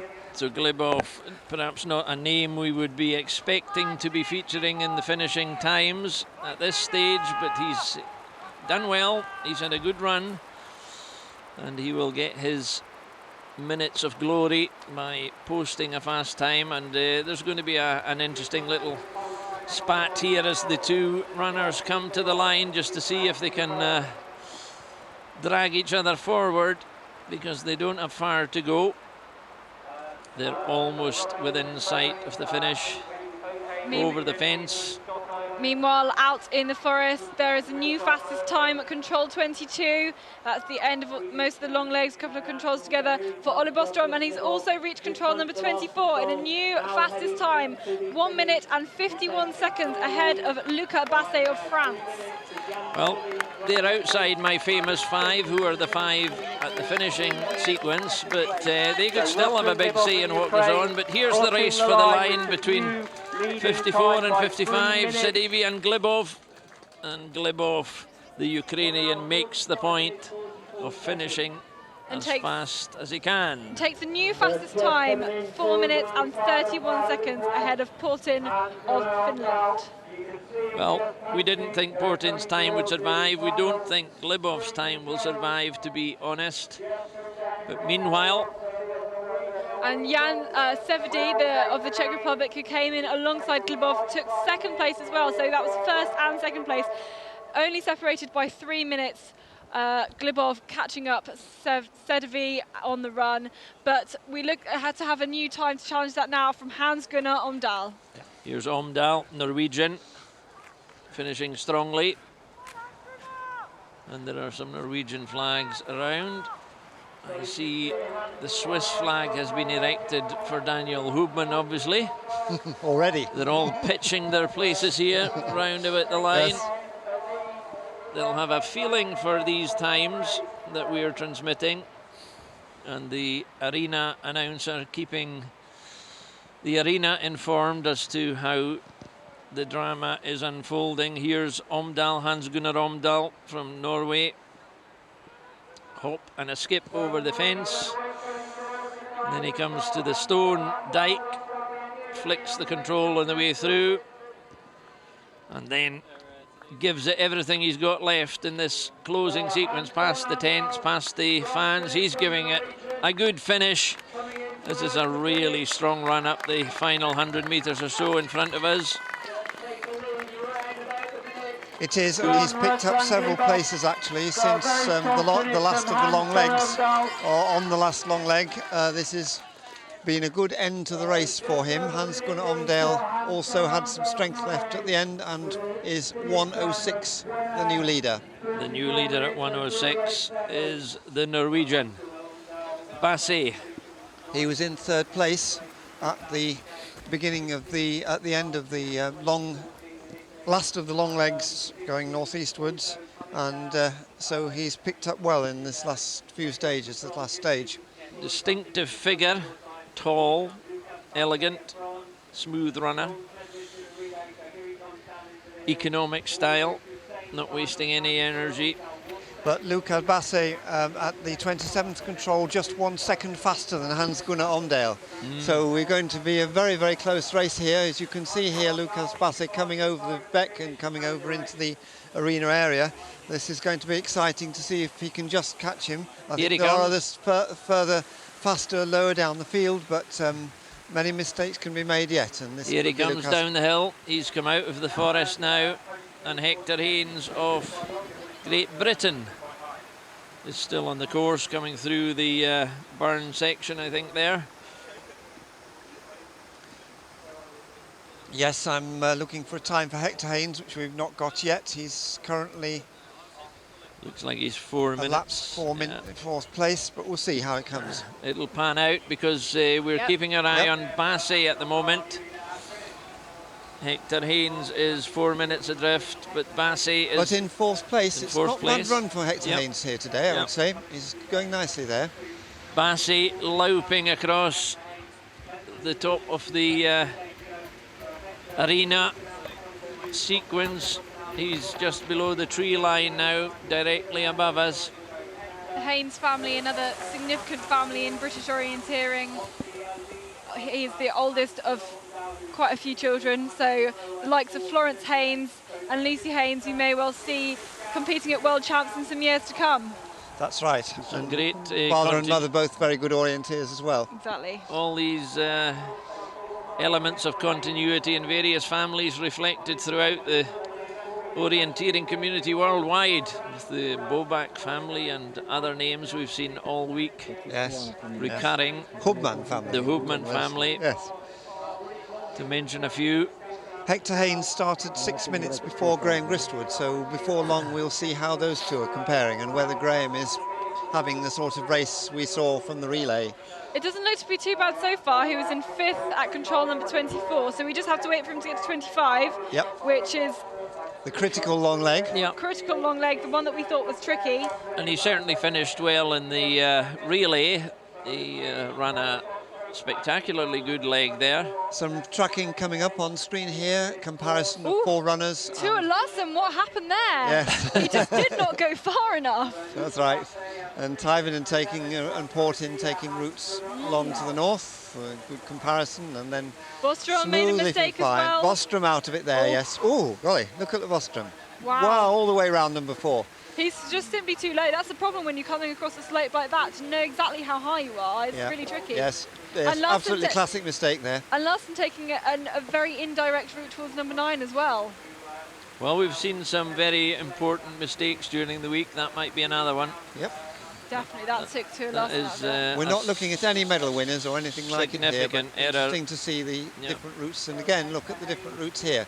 Ruslan Glipov on a much more southerly route and rather hesitant going through those crags. It shouldn't have gone that way. He should have gone further east if he was going that way. That was a similar mistake to Kat Taylor, I think. Yep, I think so. But and lost a lot of time there, actually. Now we're on the Phi loop, as it's called, going round and back. The loop to the left and then the loop to the right, and the 2 middle controls they visit twice before they go off, and this is the way in which we try and break up any following that's going, because when they get to these areas and they don't know where this Phi loop is on the course, then they suddenly find themselves going in different directions, or maybe not if they've not been reading their map carefully enough. And the simplicity of the whole analysis that we are portraying here is that it's the people who are making the mistakes who drop off the podium positions. Yes, it is really, yes. And the person who's got it really in control, like Ida Bobak had, as she told us. It was interesting she made the point that Yeah. she felt she controlled the race and knew exactly where she was. And all her negative feelings were about the physicality Yep. of the terrain. The positive feelings Here's she had our about Frenchman. the Here's technical Bassi. side. Yeah. Here's Bassi. Now let's keep an eye on the clock for Bassi as he comes through the closing sequence away to the west end of the arena. Jumps the fence and heads towards the last control. He's just got the finishing corners now. Coming round the corners, we've picked him up there. He's got about 200, 300 metres maybe. And he's giving it everything. The French horns. Good style. On the level now, coming in. He's done the difficult bit. He's just got to maintain the momentum and get through the line as quickly as he can to keep the clock running. Because here he comes. This is Lucas Bassi all the way to the line, and he has posted a new time, a new leading time in the gold medal position as we have it at the moment, with some considerable running to be done. And by just 16 seconds over Hans Gunnar Omdale of Norway there, so very fine finish there from him, and he picked up 16 seconds from the 27th control where the lead was just 1 second, and that's a good finish. But talking of new leading times, we'll just pick up Hector Haynes here first. Hector Haynes driving onwards, checking his equipment, checking his map. Does not want to make a mistake here at this final stage in front of everybody, but also to make mistakes that we saw the likes of Thierry Georgiou and Emma Johansson make on the middle distance. No, he's got that one absolutely fine as he heads down the hill for the last control before heading into the arena. So he's nailed that. But we've had some new fastest times out earlier in the course. At control number 24, Gustav Bergman has taken the lead ahead of Ole Bostrom, in 13 seconds ahead of Ole Bostrom. But even earlier, Thierry Georgiou has come in first place at control number 22. 1 minute and 28 seconds. We didn't catch him at control number 13. That one was a bit temperamental, but he has taken the lead after the really, really long leg, about 2.5 kilometres to head towards 22. And as soon as we've got Hector Haynes in the finish, I think we'll pick up Thierry Georgiou on the camera. Hector Haynes making the line for Great Britain in good order. It's a good finish from Hector Haynes. Gasping, filling his lungs as he batters onwards. New fifth place. Fifth place for Hector Haynes as he stands at the moment, shaking his head. 109.06 is 4:44 down on Lucas Bassi's time, but a very nice run, a good strong run from Hector Haynes of Great Britain there. Here we are looking for Graham Griswood, and I think we found him out in the forest as he tried to find his way towards control number 27. This is him coming down towards the burn. A little bit down on Haynes' time, in fact. He's not had quite as good a run today as he had in the relay 2 days ago. It seems to have dropped a bit in the last part of the course. He was much higher up at the beginning, ahead of Hector at the earlier controls. Yeah, when Graham was in about 13th and Hector in 16th, so it seems to have dropped a bit at the end. Maybe getting tired, maybe just the route choices. Well, he's running in his characteristically cautious and careful way. Very measured driving, approach, but very measured. Measured is exactly what you want, as he makes sure he doesn't trip over this fence. It's still a good bit of work to be done as he comes down the line. We'll pick him up now, coming down the hill. He's coming down the hill ahead of us now, in front of us. And while we do that, while we just allow him to come down the hill, we've been joined by probably the happiest man in the arena, Lars Lindström, the Danish coach. Lars, congratulations on not your own performance, obviously, but the team performance. Thank you very much. That was a spectacular win today. Yeah, it was a fantastic race. It was just steady orienteering the whole way, just focusing on her orienteering technique, and then just keeping the pace. Ida herself said that it was largely about the control she had of the course. She felt she was always in control, although it was physically very demanding. Yeah, she's very, very strong physically. And when you're strong physically, you can focus on the orienteering technique and then just be in control, and then the risk of mistake is very small. Well, what was the target she had? We felt as soon as she started that she was in control and she looked to be a winner in the making as long as she didn't make the mistakes. Is that the way you sent it out? Yeah, the plan was simply to focus on orienteering and then just let the race develop. And yeah, we have known for since the World Cup that she had the pace to win. So yeah, just to focus on her own race and yeah, let's see what's happened. And yeah, now it's a gold medal. Now, that's one gold medal. I think you're understating it. I mean, it's been a magnificent week's performance. Have you any idea what you've achieved? Has it sunk in yet? No, I don't think so. I thought that last year we had 6 medals and 1 gold, and I thought that this would never be beaten by a Danish team. But yeah, it's only 4 medals this year, but wow, those 4, the way they have won it, that's...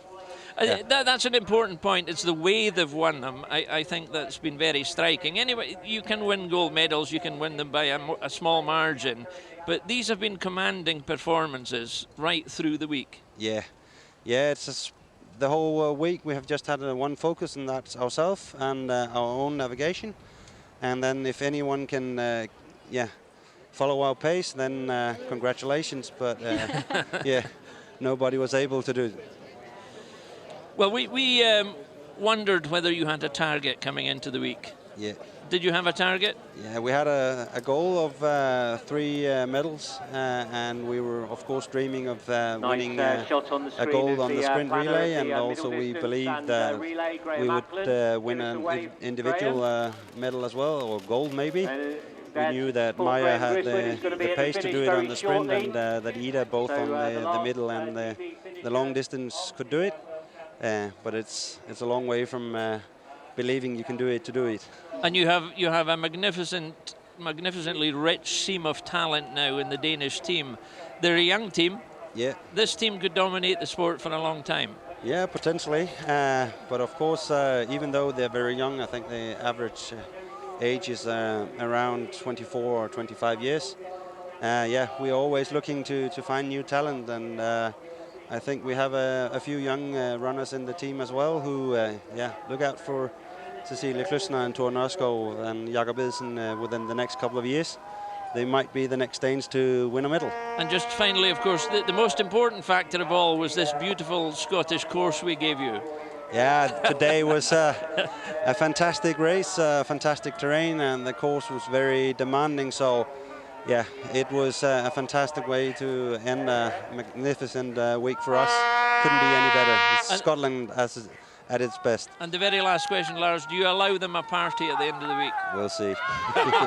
You're a hard man. No. Yeah. Congratulations. Hard on the outside, but not inside. Very well done. Enjoy the rest of the week. Thank you very much. Well done.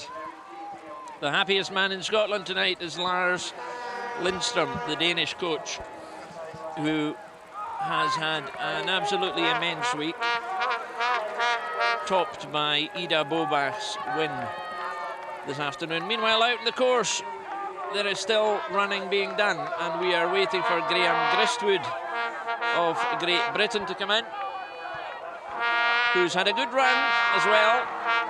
He's had a good week, and he had some good running in the relay midweek, and he's finishing this one in good style, Clive. Yes, he is. He's coming nicely down. His characteristic running style down the finish. Plenty of applause and support from the crowd. And it's, and a smile on his face too. Yes, he's enjoyed it. Well, so 5 minutes adrift of the time. Yes, just a little bit down on Hector Haynes' time. It pushes him to current 6th place. 5:01 down on the current leader, Luca Basse, in the finish.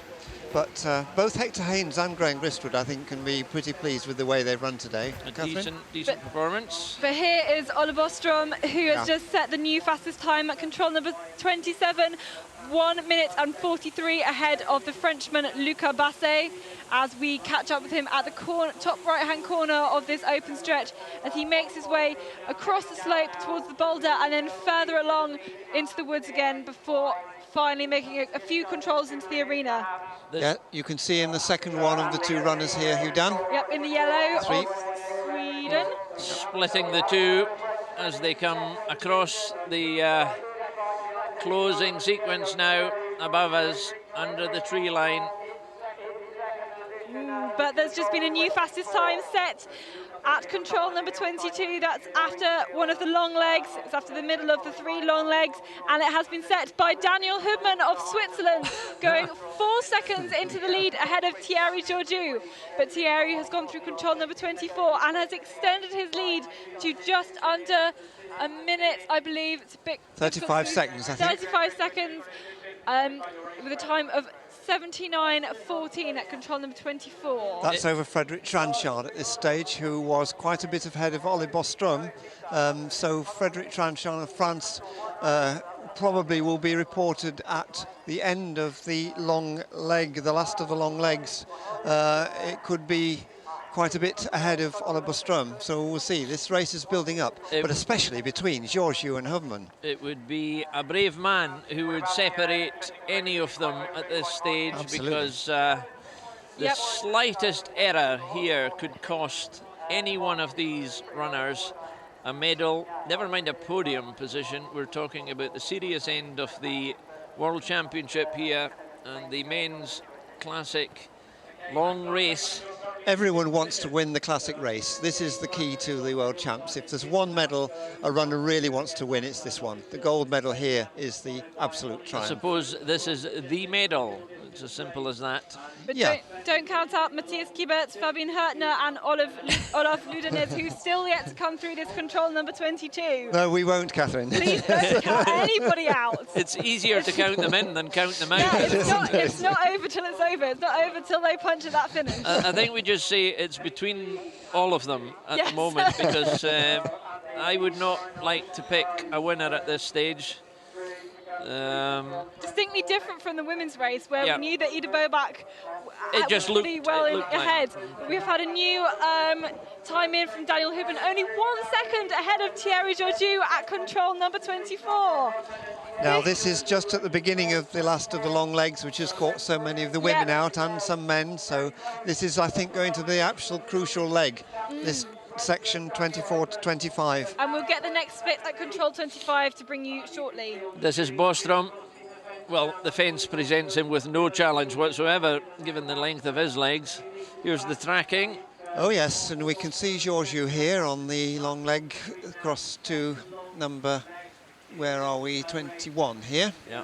Taking a pretty direct route, maybe slightly further west, as we probably anticipated all of them would, against that flatter bit of terrain by the marshes, and then picking away through the little bits of green and all of the quite major entrants.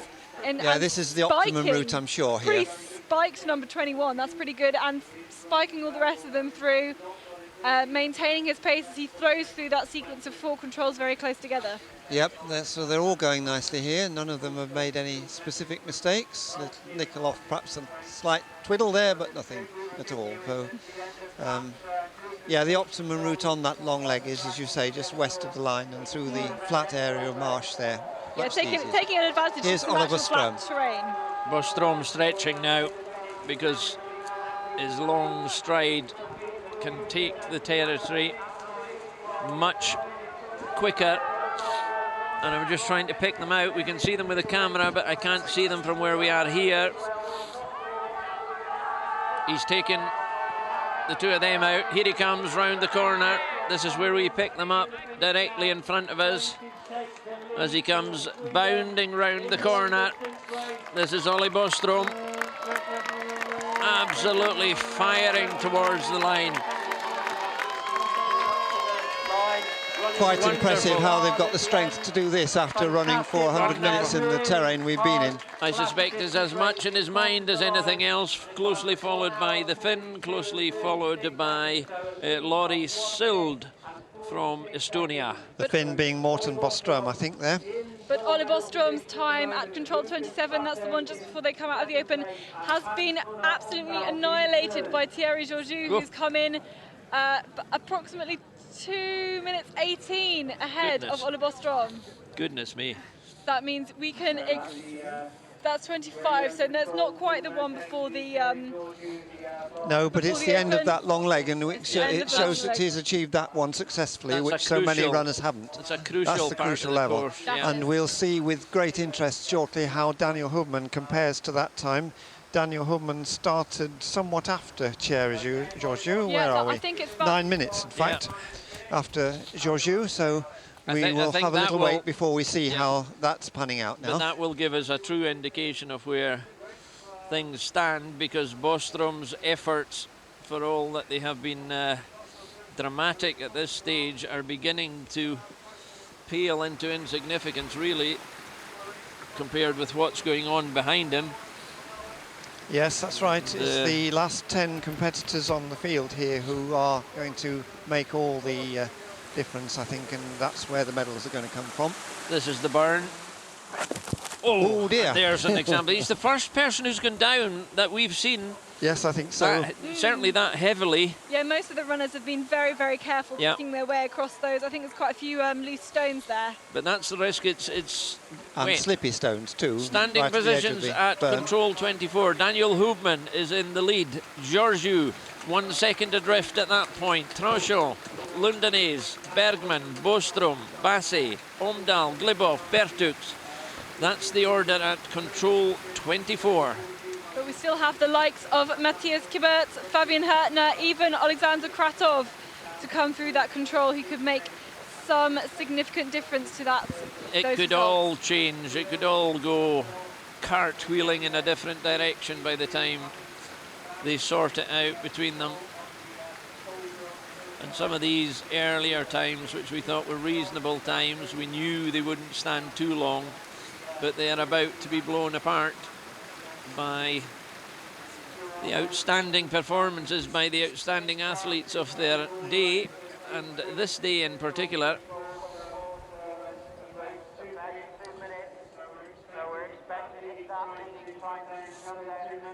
All quiet in the arena, apart from the tones of the arena commentator, who's manfully trying to appraise everybody of the action on the course.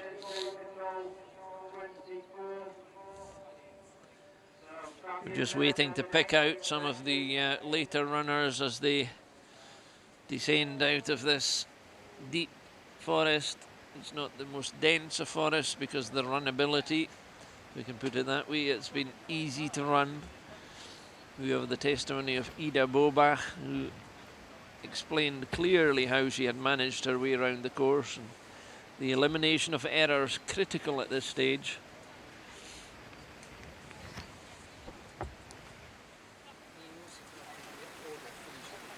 Here they come. Oh no. Now the first one we've picked up is Kirchbaumer of Austria, who's peripheral to the main action. Here's Georgiou now. The legend becoming even more legendary perhaps today. We can see him now coming to this control where we've got a market time, and 2:30 is the lead. 2:30 is 2:33 ahead of Ole Boström is Thierry Georgiou, and we'll see him before very long coming into sight here in the top of the arena, on opposite the arena here. Just coming through the straight trees. 66 is Bergman.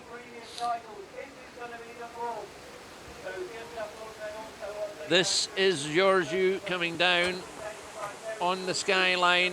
He has somebody else in front of him he can pick out now. Here's Georgiou, we've got him. Our cameraman, I think, is with him. He's coming down, and you can hear the sense of anticipation in the arena already as... this is Gustav Bergman, in fact, just ahead of him, who's also an extremely competent Swede, and he's going to make it hard. Gustav Bergman was third at the end of the long leg, 2:40 down on Thierry Georgiou's time, so you can see he's dropped a little bit more because the two are running. This is the stride and style of a legend, coming down towards the arena with another runner there in front of him. To his left, you can see the mass ranks of the cars, the hundreds of athletes and spectators who have been here all day.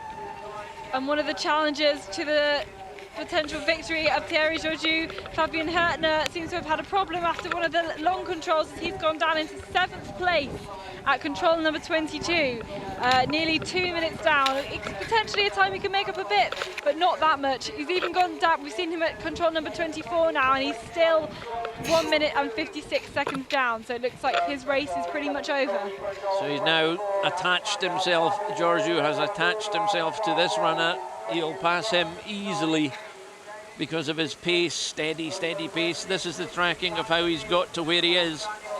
Yes, together with some of the ones following, and we've seen this already, Georgiou taking a really nice route and directly into control 21, and some of those following coming through a similar sort of route, probably the optimum route. But Boström went wrong here. This is Morten Boström of Finland, who went a bit to the north and lost a little bit of time coming round, maybe just to the control there. In fact, he came back through a bit of green, which wasn't the optimum way of doing it.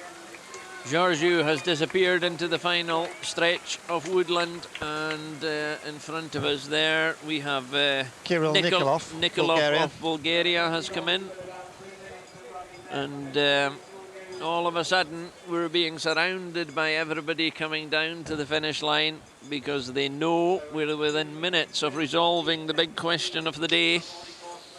Quite a few minutes yet, actually. Yeah, we've still got Daniel Hubman, who started 9 minutes behind Thierry Georgiou, who could come in.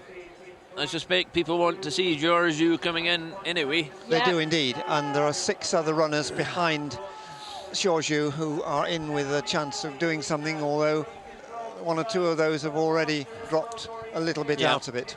Magda Daly looks to have dropped a bit, as has Fabian Hertner, who we found. Alexander Kratov also seems to be quite far down in the standings. So are we talking Hubman, I think, as the main threat? Yes, and Frederic Tranchon, I think, is still in with the chance Here's of a medal here. Georgiou has overtaken the other runner over in the background there. We're waiting for him to come. Here he comes.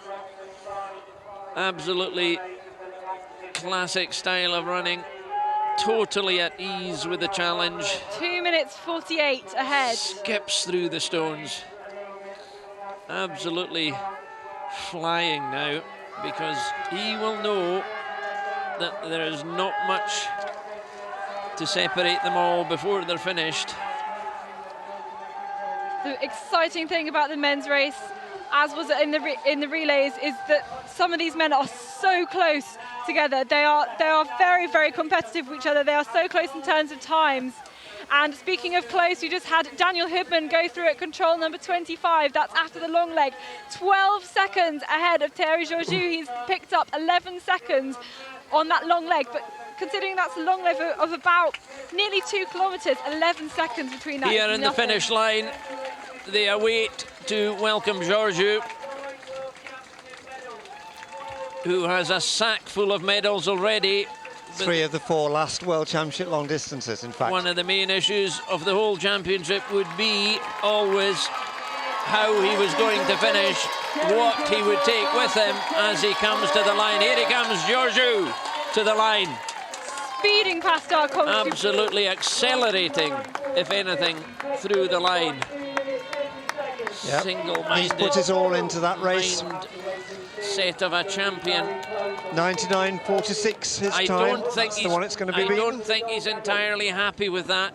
I get a sense of frustration there as he just came off the line and he got the technical bits and pieces away.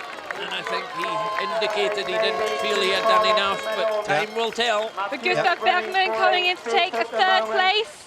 Bergman secures third place, staggers over the line. Sticking his arm out to ensure that the SI unit goes past the sensor first and gets as quick a time as he possibly can. 1:03.25, Gustav Bergman's time. Oliver Ström in 1:02.36, and Thierry Georgiou, as I said, 99.46. So 2:50 between first and second at the moment, 3:39 between first and third. Those are the current timings. 99.46 is the time to beat. And Gustav Bergman very tired at the end there. And he is one of Sweden's up-and-coming orienteers, but doesn't seem quite on top of his form this week compared to one or two of his World Cup performances earlier. Just as a matter of interest, Clive, Georgiou's time 99.46, still a good four minutes plus over the planner's time. So it is. It's an indication perhaps of where we are in the grand scheme of things. But Daniel Hubman seems to think that maybe today he might take his second individual gold medal of the week, and as Catherine said, 12 seconds faster than Thierry Georgiou at the end of the last of the long legs. Well, and before very long, we'll be picking him up at the control before the arena passage. Seems to favour Hubman at this stage, and almost by some telepathic means, I suspect Georgiou, when he came off the line, just knew there was something not quite right about this. We've had, of the other challengers for the medals, we've had Matthias Kiberts through control number 24 just before the last of the long legs in 5th position, 1 minute and 28 seconds down on the time of Daniel Hubman. So seems to have been a bit off the pace of one of the first two longer legs. But Olaf Lundenes is in 4th position behind Thierry Georgiou and Daniel Hubman there, and is 42 seconds down, and that is catchable at that point. Yep. I wouldn't certainly not Yep. put it beyond Olaf Lundenes to come up and achieve something here. So the Norwegians still have a good interest in this race, beyond the position they've already got. So here they come down the tricky closing finish towards the burn, across the burn, through the burn even. Careful, careful. Yes, that's Frédéric Tranchon of France we could see there going through. So Tranchon comes down, and our cameraman picks him up. And Tranchon 1:37 down on Thierry Georgiou, so ahead of Oliver Ström there. Going well, the Frenchman again today. He's unlikely to match Georgiou on that, even allowing for the time and the distance he's got to go. Illustrates the strength of the French team, though, these days, that they could get two right at the top of the long-distance final results here. It's a very good week for the French in those terms. They've managed to put together a good set of runs, good set of results. Possibility of two French on the podium at the end of the day. Indeed. But we were waiting for Daniel Hubman versus Thierry Georgiou. Let's watch the clock. Where is he? Time ticking away, and he's not in sight. Have we got a mistake from Daniel Hubman? Thierry Georgiou is the fastest at this Georgiou point. leads at 27. And still no sign. Wow, well. Oh, something's happened. Something has happened here. 10 seconds plus. Camera's panning round, looking for him. Here's somebody coming through. It's no, it's not. Him, no. Is it? No. Here he is. Here he is. There we are. Oh, 20 seconds more. 29 seconds down, so Daniel Hubman's made a late mistake, uncharacteristic mistake for him this week. And Georgiou will be feeling maybe a little bit happier at this stage now. Lost 34 seconds. If he knows what's going on. Lost 34 seconds just between controls 25 and 27. That could be critical. Yes. Well, that's a big, that in the terms of this particular race could be the moment that's decided the final outcome. I hope we see some tracking of that later on. It'll be interesting to see what he did there, but it is something critical, certainly, as you say, and here we can see him. Here's our cameraman with Daniel Hubman, world ranking number 2. 2 goals in the long race already. We fear for his goal today. He last won it in 2009. He's already taken gold in the middle at this championship, and he started clearly as one of the favourites. We marked him out all the way along the course until these controls between 25 and 27, when something seems to have gone greatly amiss, and he's now left with a perhaps figurative mountain to climb. There he is, punching the control at the boulder with the arena in sight in the background, and he's just got, I think, 4 controls to go now. The next one in a little bit of woodland and then round in the small loop and into the finish. He's heading off. 22 seconds is a heck of a lot of time to make up on a runner like Georgiou. This may be the tracking, is it? We've got Georgiou and Kuberts here on the long leg up to the Phi split, Phi loop, so not the bit we would It's a different there. section. But Kuberts has actually made a mistake on this one. Let's watch out on his, he's lost a lot of time, so we need to watch out on his route choice here. Let's see what happens here. He's going to come round to the southeast of the lock and then Run almost same line together. as Georgiou and into the first bit of the Phi loop. Okay, maybe and it he's was going the other way round, I think. It was probably our temperamental control number 13, which is shared. It might be. Shared with on the Phi loop, as he has actually picked up a lot more time. Here's Tranchon. Tranchon is well out of it because the time has beaten him in terms of Georgiou, but it's a good finish for France. Another good finish for France as Edgars Bertux of Latvia goes through the line. He could still medal here if things go wrong with the other contenders. He has to make sure he finishes well because it's all on the final shakeout. He's safely ahead of Bostrom, in fact, I think. So we'll see. Where are we? Oh, I don't know. We'll see. He's going to be close, this, yes. There he is at the last control. He's in good style. Yes, he he'll didn't be waste in any front of time. Bostrom. Didn't waste any time there. He's going to beat Bostrom. Here he comes round the corner. He will finish well because he's a good, strong runner. Look at this. Power, pace, everything. Determination. And he looks fit. He looks well. He's had a good run. And here he comes. Blasting through the line. The Frenchman, Tranchon. That was a strong finish, wasn't it? That was a good finish all the way. 1 minute 40 down on his compatriot Thierry Georgiou there. So now we wait to see how Daniel Hubman's going, because Olaf Lundenes is 3rd through the control just before the arena area. 41 seconds down on Georgiou, 19 seconds down on Hubman. This is Here the he turn. is. This is the final turn. Here he is. Before we pick him up. So he's ahead of Tranchon, but behind Hubman. This looks as though it could, well, we've still got to wait for Kuberts, of course, and Hertner, but... This is Hubman. Now let's see how much time he's managed to make up after that.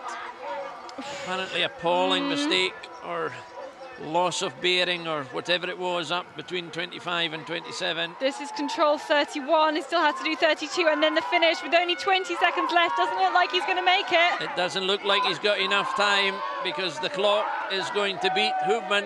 It would take something quite dramatic for him to manage to squeeze it out now. He will not be able to negotiate the rest of that in the time he's got left for the gold medal. Anyway, here he comes round the end of the course. Georgiou is safe. Time goes now, yes. Georgiou is safe in gold medal position. Daniel Hubman is not going to beat Georgiou, but Hubman finishing strongly, finishing well. And it may very well be that the time he lost on that crucial phase has cost him the gold medal, but it's still a magnificent run from the Swiss. 26 seconds there.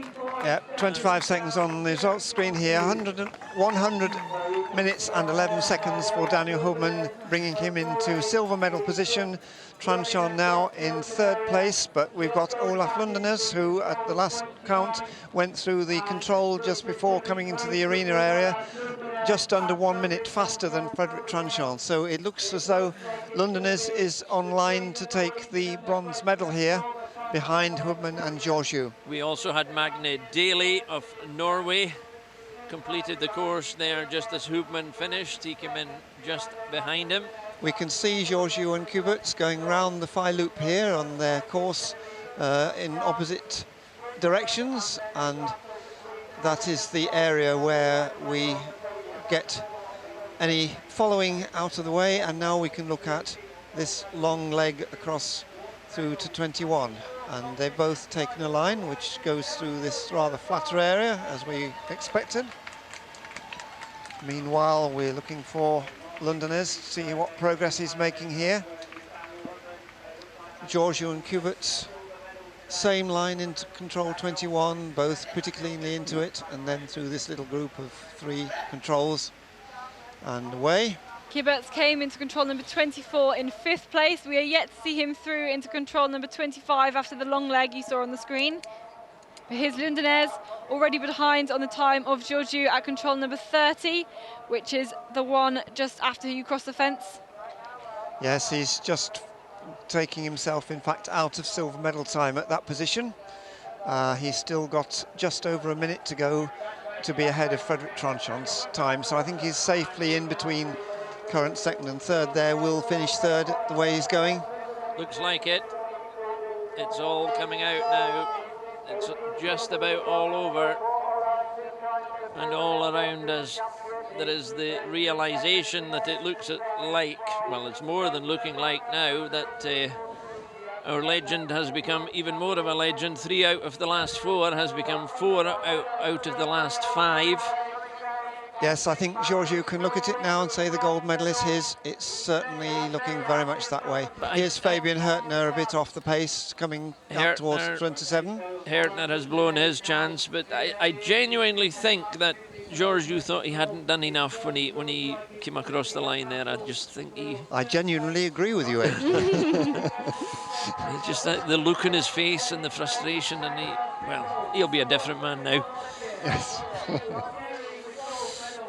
Here we are, though. Yeah. The arena speaker confirming Thierry Georgiou with the gold medal here, and that's how it is, because Olaf Lundenez is heading for the bronze, coming to go into the arena fairly soon. The Norwegian flags are waiting here. It'll be a medal for Norway, as well as a medal for Switzerland and the gold medal for France. And of the runners still out, Fabian Hertner has just gone through control number 27 in... Frederic Tranchon has gone through control number 27 in 4th place. Here's a Fabian good finish. Hertner's 5th. A strong finish from Lundenez. That's a good run right the way through the closing line, and throws himself over the finish line to take the bronze medal. Yes, he does, because Matthias Kuberts hasn't yet approached the control number 25, and he's currently 5th fastest at that point, so we're not going to get anything out of him. And the other runner, who was one of the latest starters, Alexander Kratov, last reported was 4:42 down on the leading time, so well out of the medals there for him. So we can see the end of the race here with Thierry Georgiou taking the gold, Daniel Hubman taking the silver, Olaf Lundenez taking the bronze, and Frederic Tranchon, I think, can be probably confirmed also in 4th place now. We'll get final confirmation of all these results as we get the official markings, but we're pretty sure that that's the way it's gone, and that's the impact the long race has on the body and soul of the Norwegian Olav Lundenez. And Thierry Georgiou, the most dominant male runner overall of the last decade and a little bit more, with many gold medals to his credit, now has 4 gold medals in long distance out of the last 5 races at that distance, and that is a massive achievement, absolutely massive. This is what it looks like to us. Thierry Georgiou has the gold medal, Daniel Hubman of Switzerland has the silver, Olav Lundenez has come through to steal the bronze at the very last stages. Frederic Tranchon, Ollie Bostrom in 4th and 5th, Gustav Bergman has taken the final podium place for Sweden, 2 Swedish podium places there, and Lucas Bassi squeezed out into 7th place. Now you say Gustav Bergman there, but he hasn't necessarily, because Matthias Kuberts was through the control 25 8 seconds quicker than Gustav Bergman, and so he has still the chance of taking the last podium place. I should have said, as we have it at the moment. That's with some runners still in the course. Not quite there yet. And Fabian Hertner too came through actually in 5th place at that point. So we have both of those still with a chance. Possible. Yep. Both Fabian Hertner and Matthias Kuberts have a chance of a podium place, but not a medal. I'm pleased to say Olav Lundenez has got himself upright again and gone to celebrate with his colleagues. He's recovered from that magnificent effort to get to the line to snatch the bronze medal It's the skiers especially who look really shattered when Really? they come through a You finish think? line. When I see it on TV, you know, the skiers absolutely collapse immediately once they got over the line. Anyway, there's a bit of a lull just now as we wait. This is Fabian Hertner coming through, to come through. It's to see if he can get himself between some of these positions to get himself onto the podium. It's currently 5th place on the approach to the run-in, but if he really pushes it, he's actually got a chance of 4th, you know, Hugh Dunn. Well, he could just get ahead of Frederick Tranchon here if he motors down the run-in. Where are we? He's got still 20 seconds to go. No, he's going to be out of it, isn't he? He's not round the corner drifting. It's drifting away timelessly. Drifting away from him. He's just not going to manage it. We're just getting up to Tranchon's time now, and Tranchon here safe we've got him. Here's Hertner now on the run-in. Hertner on the run-in, finishing strongly. It's a good finish. New 5th place from the Swiss. The Swiss have completed another good run. Through the line, Fabian Hertner. So definitely 2 podium places for Switzerland, because even 3 possibly, with Matthias Kubert still out there. So that's the only real decision we have to make before the end of the afternoon and the end of the championships. I'm just waiting for Matthias Kubert to come through control 27 here, which will be the guideline time for his position, because the rest of the course after that is more running than orienteering, and there must be some pretty good tracks through the terrain out there now. We should pick him up soon. Yep, we're waiting for him here at control number 27, looking out for Matthias Kubert.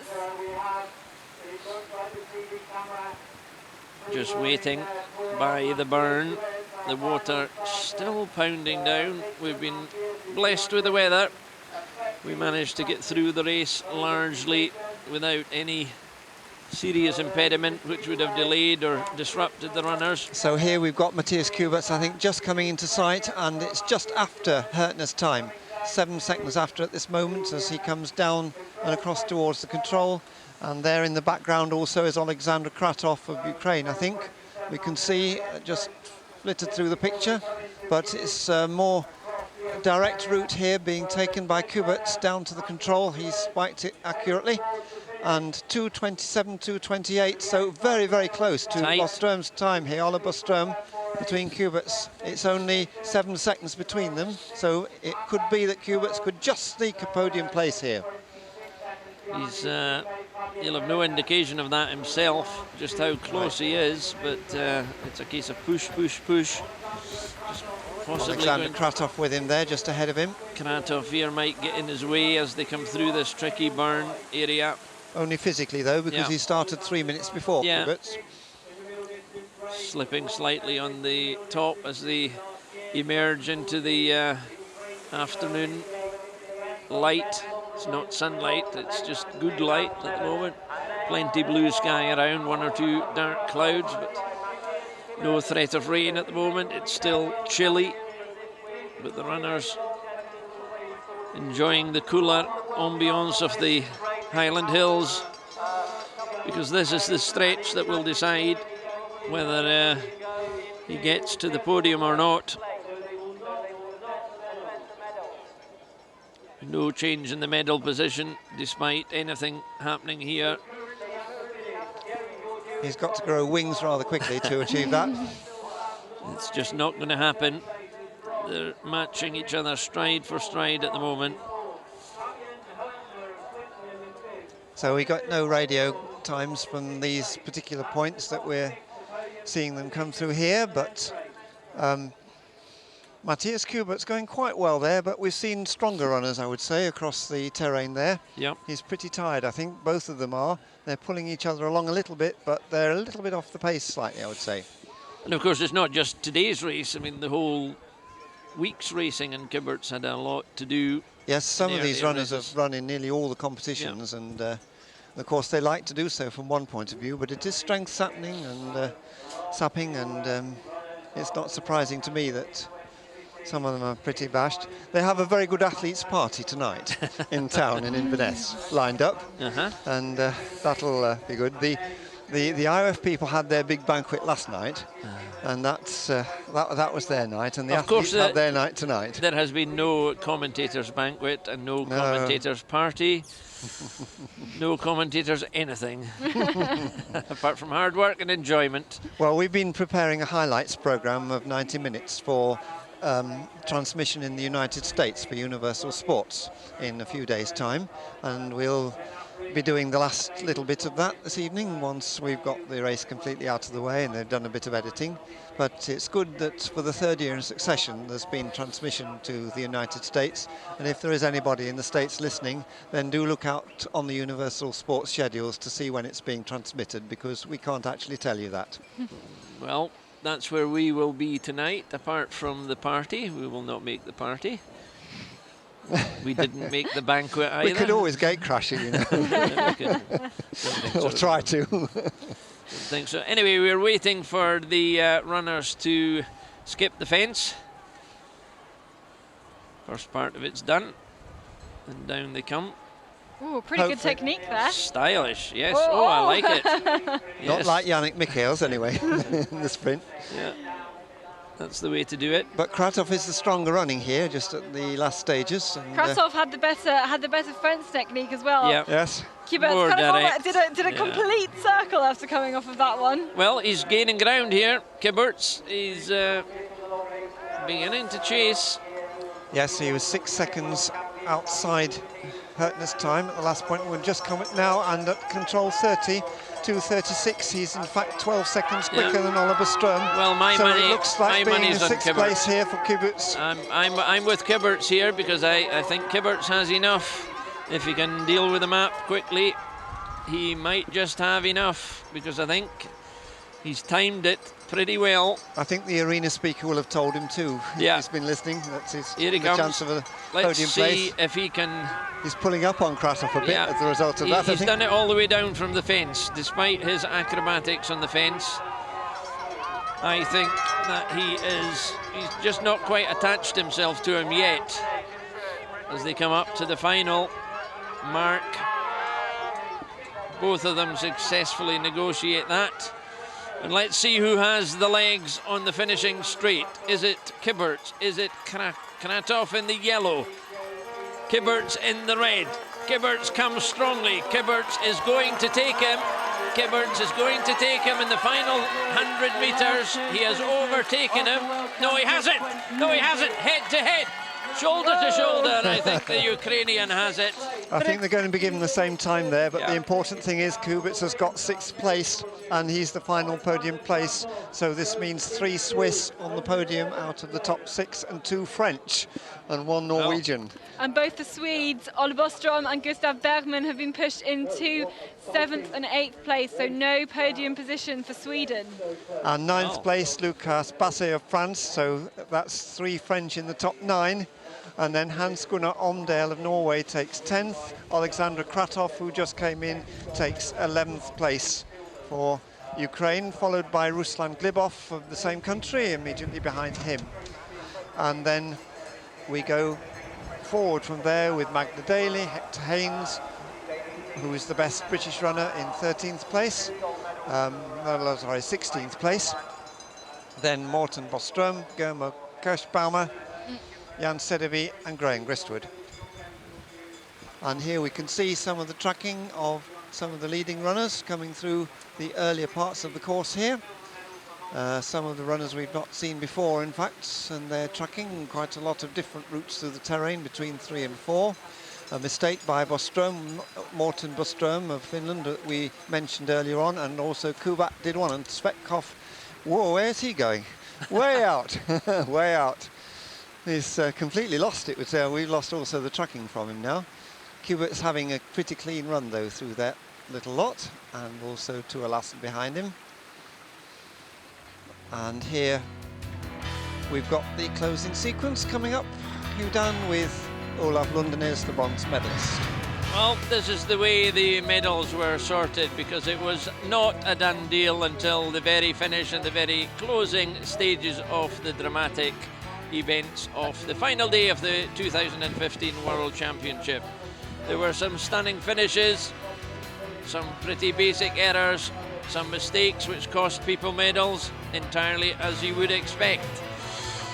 And we all wondered what had happened to Daniel Hubman between 25 and 27. And as he approached the arena, it became clear that he wasn't going to do enough to win the gold medal.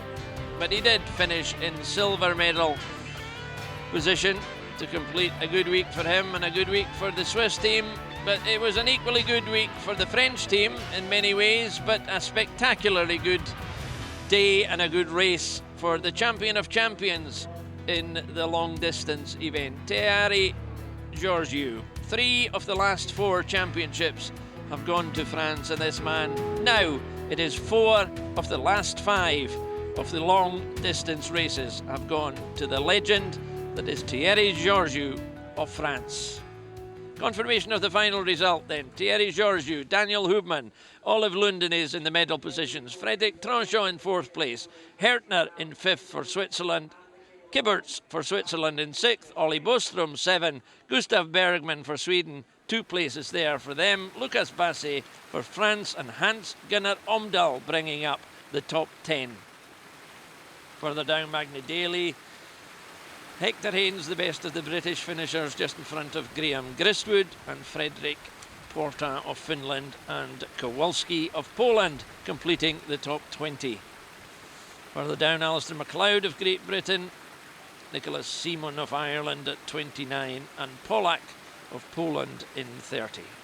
Nice to see an Irish runner in the higher echelons of the results now. Very good for Nicholas Simon there. These are the closing scenes in Glen Affric as the worldwide participation in the World Championships of 2015 draws to a close in the magnificent setting of the Glen Affric Forest. Yes, over 5,000 people competing in the public races here have been able to stay and support some fabulous races in the World Championships. The 6 days, as it's called, finishes tomorrow, and here we've got a picture of the medals tables overall. An outstanding week for Denmark, 4 golds, Switzerland 3 and 1, Sweden 1, 1 and 3, France 1 of each for France, Norway 4 and 1, Finland 1 and 1, Ukraine took 1 silver medal, and the Russian Federation with 2 bronze, finishing in 8th place in the championships medal table. So the 2nd year in succession that Denmark have headed the medals table. Quite remarkable for a small nation, and one without very much terrain to show for either in terms of really good orienteering terrain. Certainly not of the kind that we've got here. And here we can see some tracking of the runners, and Kirill Nikolov going way off to the east in the long leg from 12 to 13. And Kubert taking a much more direct line up to there. Catherine? It's an interesting route from Georgiou, who's gone much further to the east than we saw most of the women go, and it's kind of paid off pretty equal between him and Kubert overall. Not a bad choice, to be honest. An unusual one, but not a bad choice. That's right. But it's a different control, Catherine, I think, that the men had at the end of that leg than the women. The women had a one on the spur just to the north, as far as I remember. Mm-hmm. So that was what perhaps made the difference to them, taking a slightly more westerly line west of that lock and then just round the hill that we can see south of 15 on the map here. But here you can see the Phi loop, which separates the competitors a bit if there's any following being done earlier on, as they head out on the last long loop to 21. And it will be interesting to see if they can show us Hubman's route later on the later part of the course. But this long leg not creating too many difficulties for the competitors with the tracking that we can see here. They're all getting into control 21 pretty cleanly.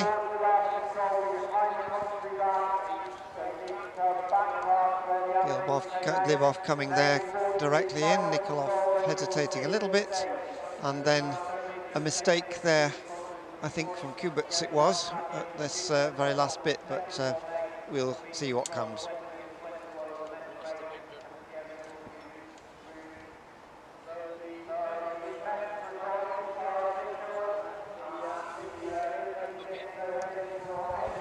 we're going to do the flower ceremony.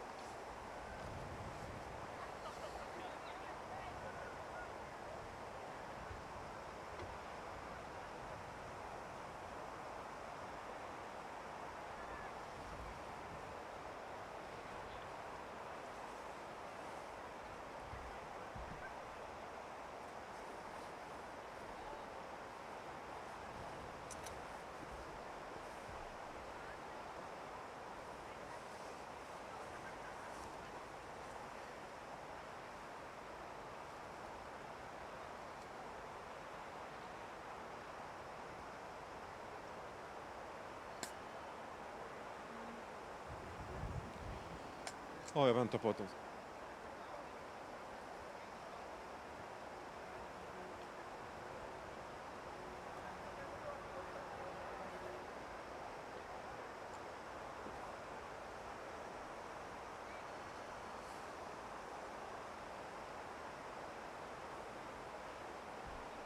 Does it work? Should. Yeah. Tried before. Yeah.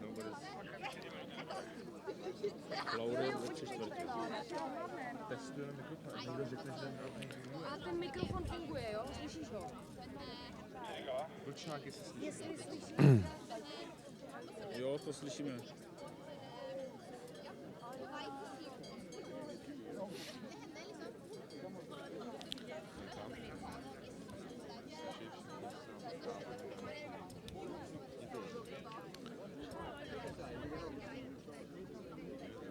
Vad händer nu då, Tove?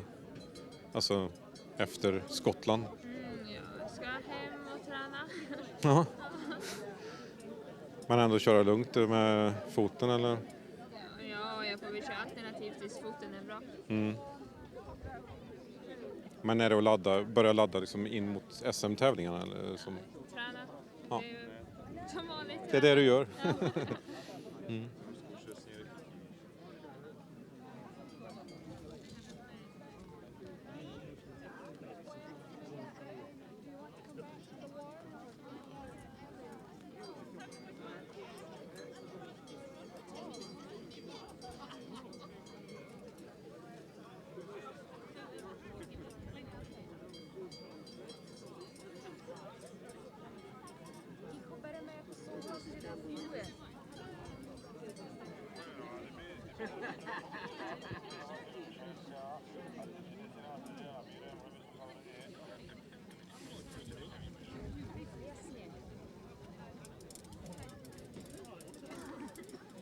Hur känner du sammantaget om med dagen med tanke på omständigheterna innan?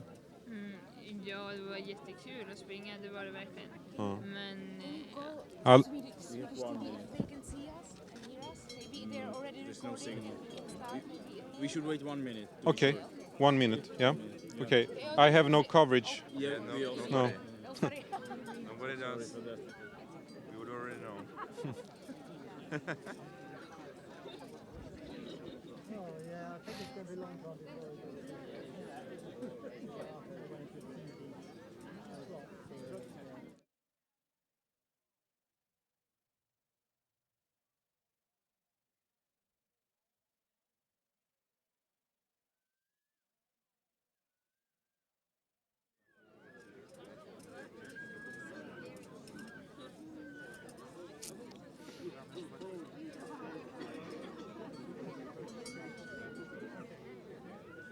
Speciellt det.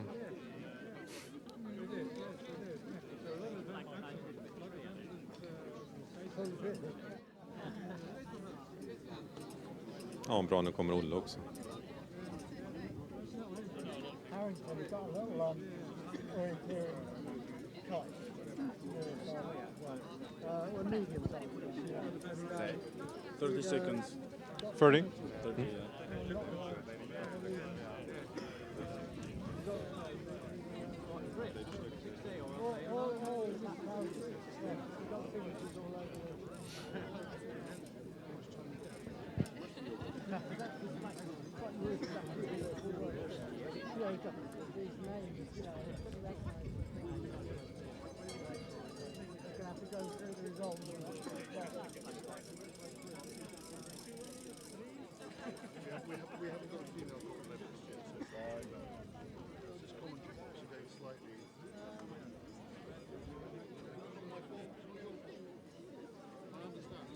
Här står det med Tove Alexandersson efter långdistansen och du kommer 4-7 sekunder ifrån bronset. Hur går känslan efter loppet?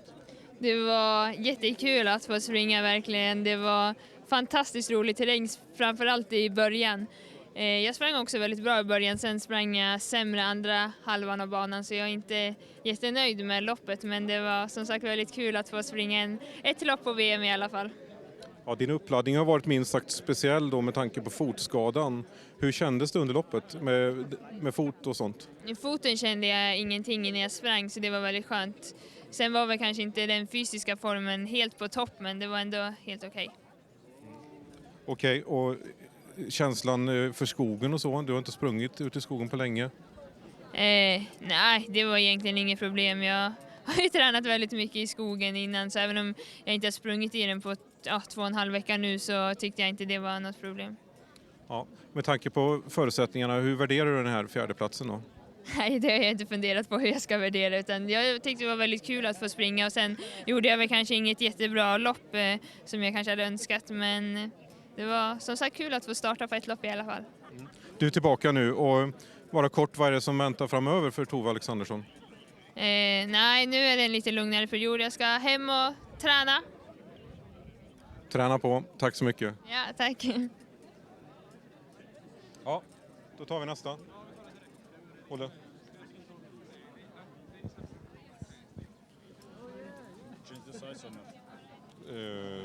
We have one more left. Yeah, we can check, yeah? You can cut directly on the... Yeah, good. Good. Ready? Sjua. Olle Boström blir 7 på långdistansen och följer därmed upp ett jättefint lopp på medel där du blev 3. Hur är känslorna efter det här loppet? Ja, alltså det är ju lite blandat. Jag tycker jag har gjort ett bra genomförande. Liksom. Det var en väldigt tuff långdistans. Och jag är 2.50 efter guldet på jag vet inte, runt 100 minuters löpning. Liksom. Så att det är ju väldigt bra måste jag säga, och det är hård konkurrens där uppe, men samtidigt så hade jag ju gärna då haft 2 minuter bättre och kunnat varit med och fightat som medaljerna. Så. Om du summerar veckan som sådan då, för din del? Ja, alltså totalt sett, alltså jag får ju med mig en individuell medalj hem, så att det är ju helt fantastiskt. Alltså det slår ju allting, det är ju en dröm som går i uppfyllelse. Och 7 på långdistansen är också väldigt bra. Sen hade vi lite stolpe ut på stafetten. Men överlag så är det ju ett jättebra mästerskap. Jag känner ju att jag är med i världseliten och att jag är hemma här, så att det får jag vara nöjd med. Även om jag precis just nu kanske grämer mig lite grann att det var så nära, men ändå inte riktigt ända fram idag. Hemma-VM nästa år, det här gav mer smak antar jag? Ja, absolut. Det är ju det som har varit det långsiktiga målet, och då ta sig tillbaka till och verkligen prestera på. 2015 skulle det bli lite mer som en bonus då, och jag fick se lite hur det blev. Och nu har jag fått kvitto på att jag verkligen är tillbaka och att jag är hemma här, så att det ser ju lovande ut inför nästa år. Lycka till, stort grattis. Ja, tusen tack. Och så sista, the last one. Okej.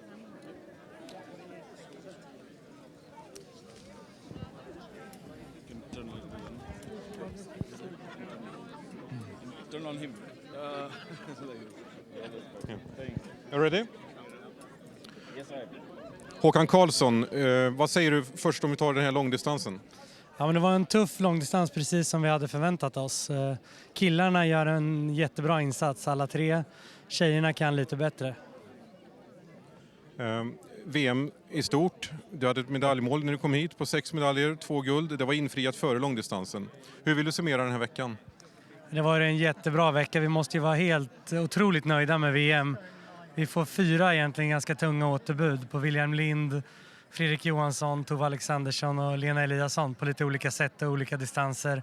Och ändå som potentiella medaljkandidater allihop, och ändå så tar vi 6 medaljer. Och, ja, vi har sprungit bra prestationer på det här VMet, så vi är jättenöjda.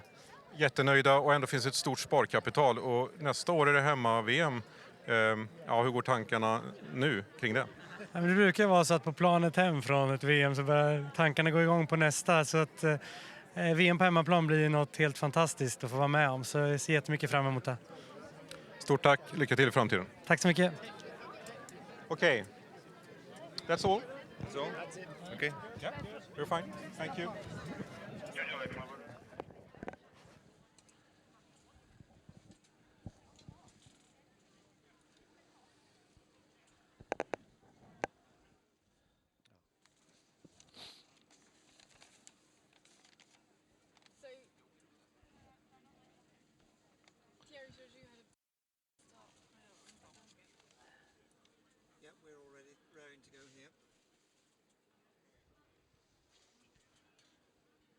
These are the scenes then as the 2015 World Orienteering Championships draw to a close here in Glen Affric in Scotland, and we're just waiting now for the flower ceremony for today's events as they take place before everybody departs the scene for the closing ceremony and the party, the post-championship party, no doubt.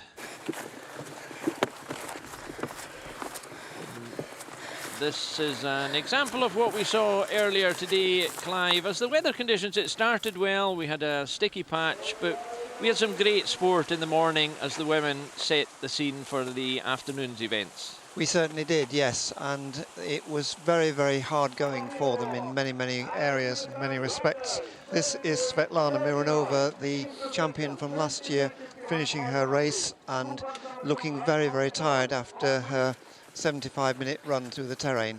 But the real star of the day was Ida Bobak of Denmark, who we can see striding through the heather here. She has a lovely style. She is a very strong and fit young lady, and she made no mistakes today. She told us that technically she had a very clean run, although physically she found it quite hard in places. And here you can see her controlled style, not too much of a hurry, checking her map at just the right moment as she came down to the control, which a few moments afterwards brought her into sight of the arena, and then a little later to pick up the flag and come in to be the new world champion. And that's the point. She knew she was the world champion when she picked up the flag, and the happiest man in Scotland tonight is the Danish coach Lars Lindström, who has managed the team with some style to take home a quite fantastic haul of medals. And that set the scene for another magnificent challenge, because we didn't know until the very final stages just how the medals were going to pan out. Olav Lundenes gave us a quite spectacular finish, which earned him the bronze medal, Clive, and it was quite a thrilling run he gave us as he came down the closing sequence. Yes, Hugh Dan, he put everything into the final 100 metres down there to be sure of a medal, and that he got. Daniel Hobman made a mistake between controls 25 and 27, which cost him about 20 seconds and made all the difference between him getting a gold and the silver, which he has actually achieved there. And he was happy enough with that at the end of the day, but a gold and a silver for him in the two individual races. But the star of the day is the king of long distance now, Thierry Georgiou, winner now of 4 of the 5 last long distance championship races. And we can see his lovely style through the forest here and his spot-on navigation as he came through to this control just before getting into sight of the arena. A quick punch and away, hardly any hesitation, and then the charge down the finish run in. And the applause of the crowds as he takes his 5th long-distance gold medal here in Glen Affric. He's the man everyone will be speaking about without a doubt, but it's been a magnificent championship, and it was the icing on the cake at the end of a spectacular Wheats competition between Nairn, Forres, Darnaway, and then the conclusion here in Glen Affric. And the very final act of today's events is the flower ceremony, the women's event first of all, and the party coming to the podium to receive their flowers.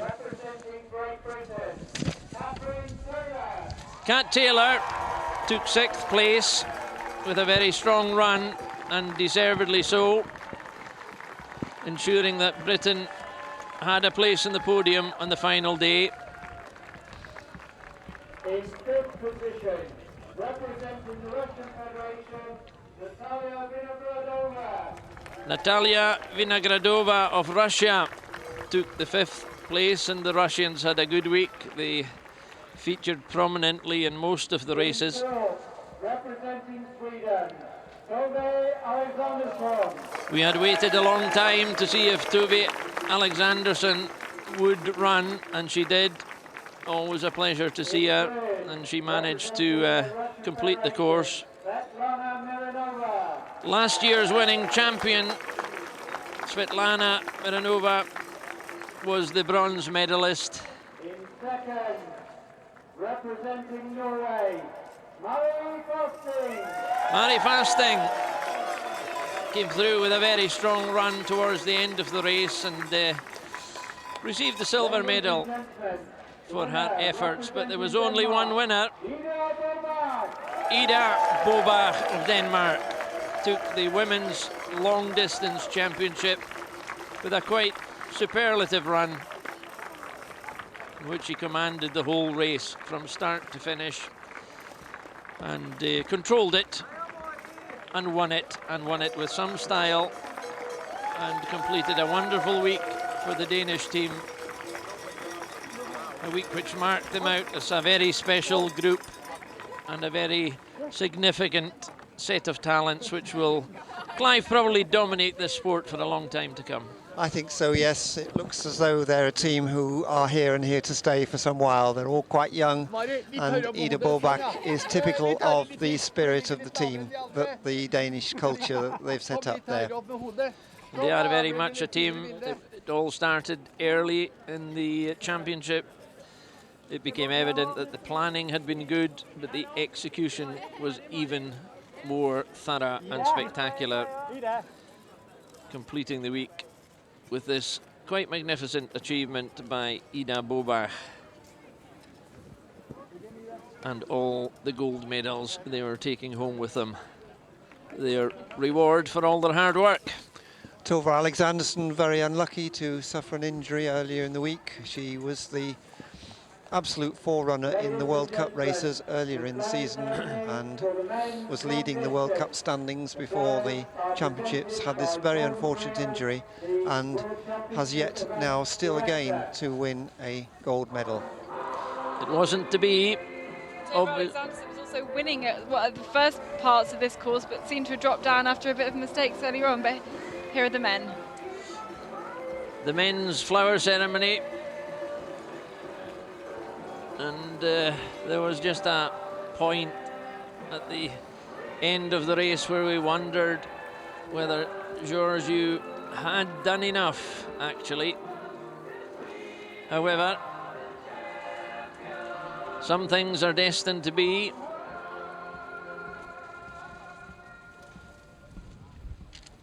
In 6th position, representing Switzerland, Matthias Kibbert.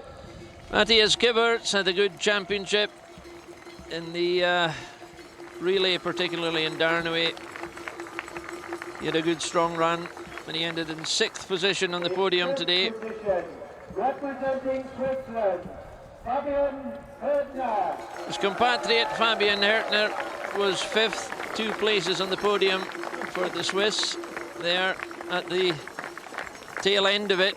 In 1st position, representing France, Frédéric Tronchon. Tronchon was outstanding for France today. They've had a good week. Lucas Bassé has figured prominently also.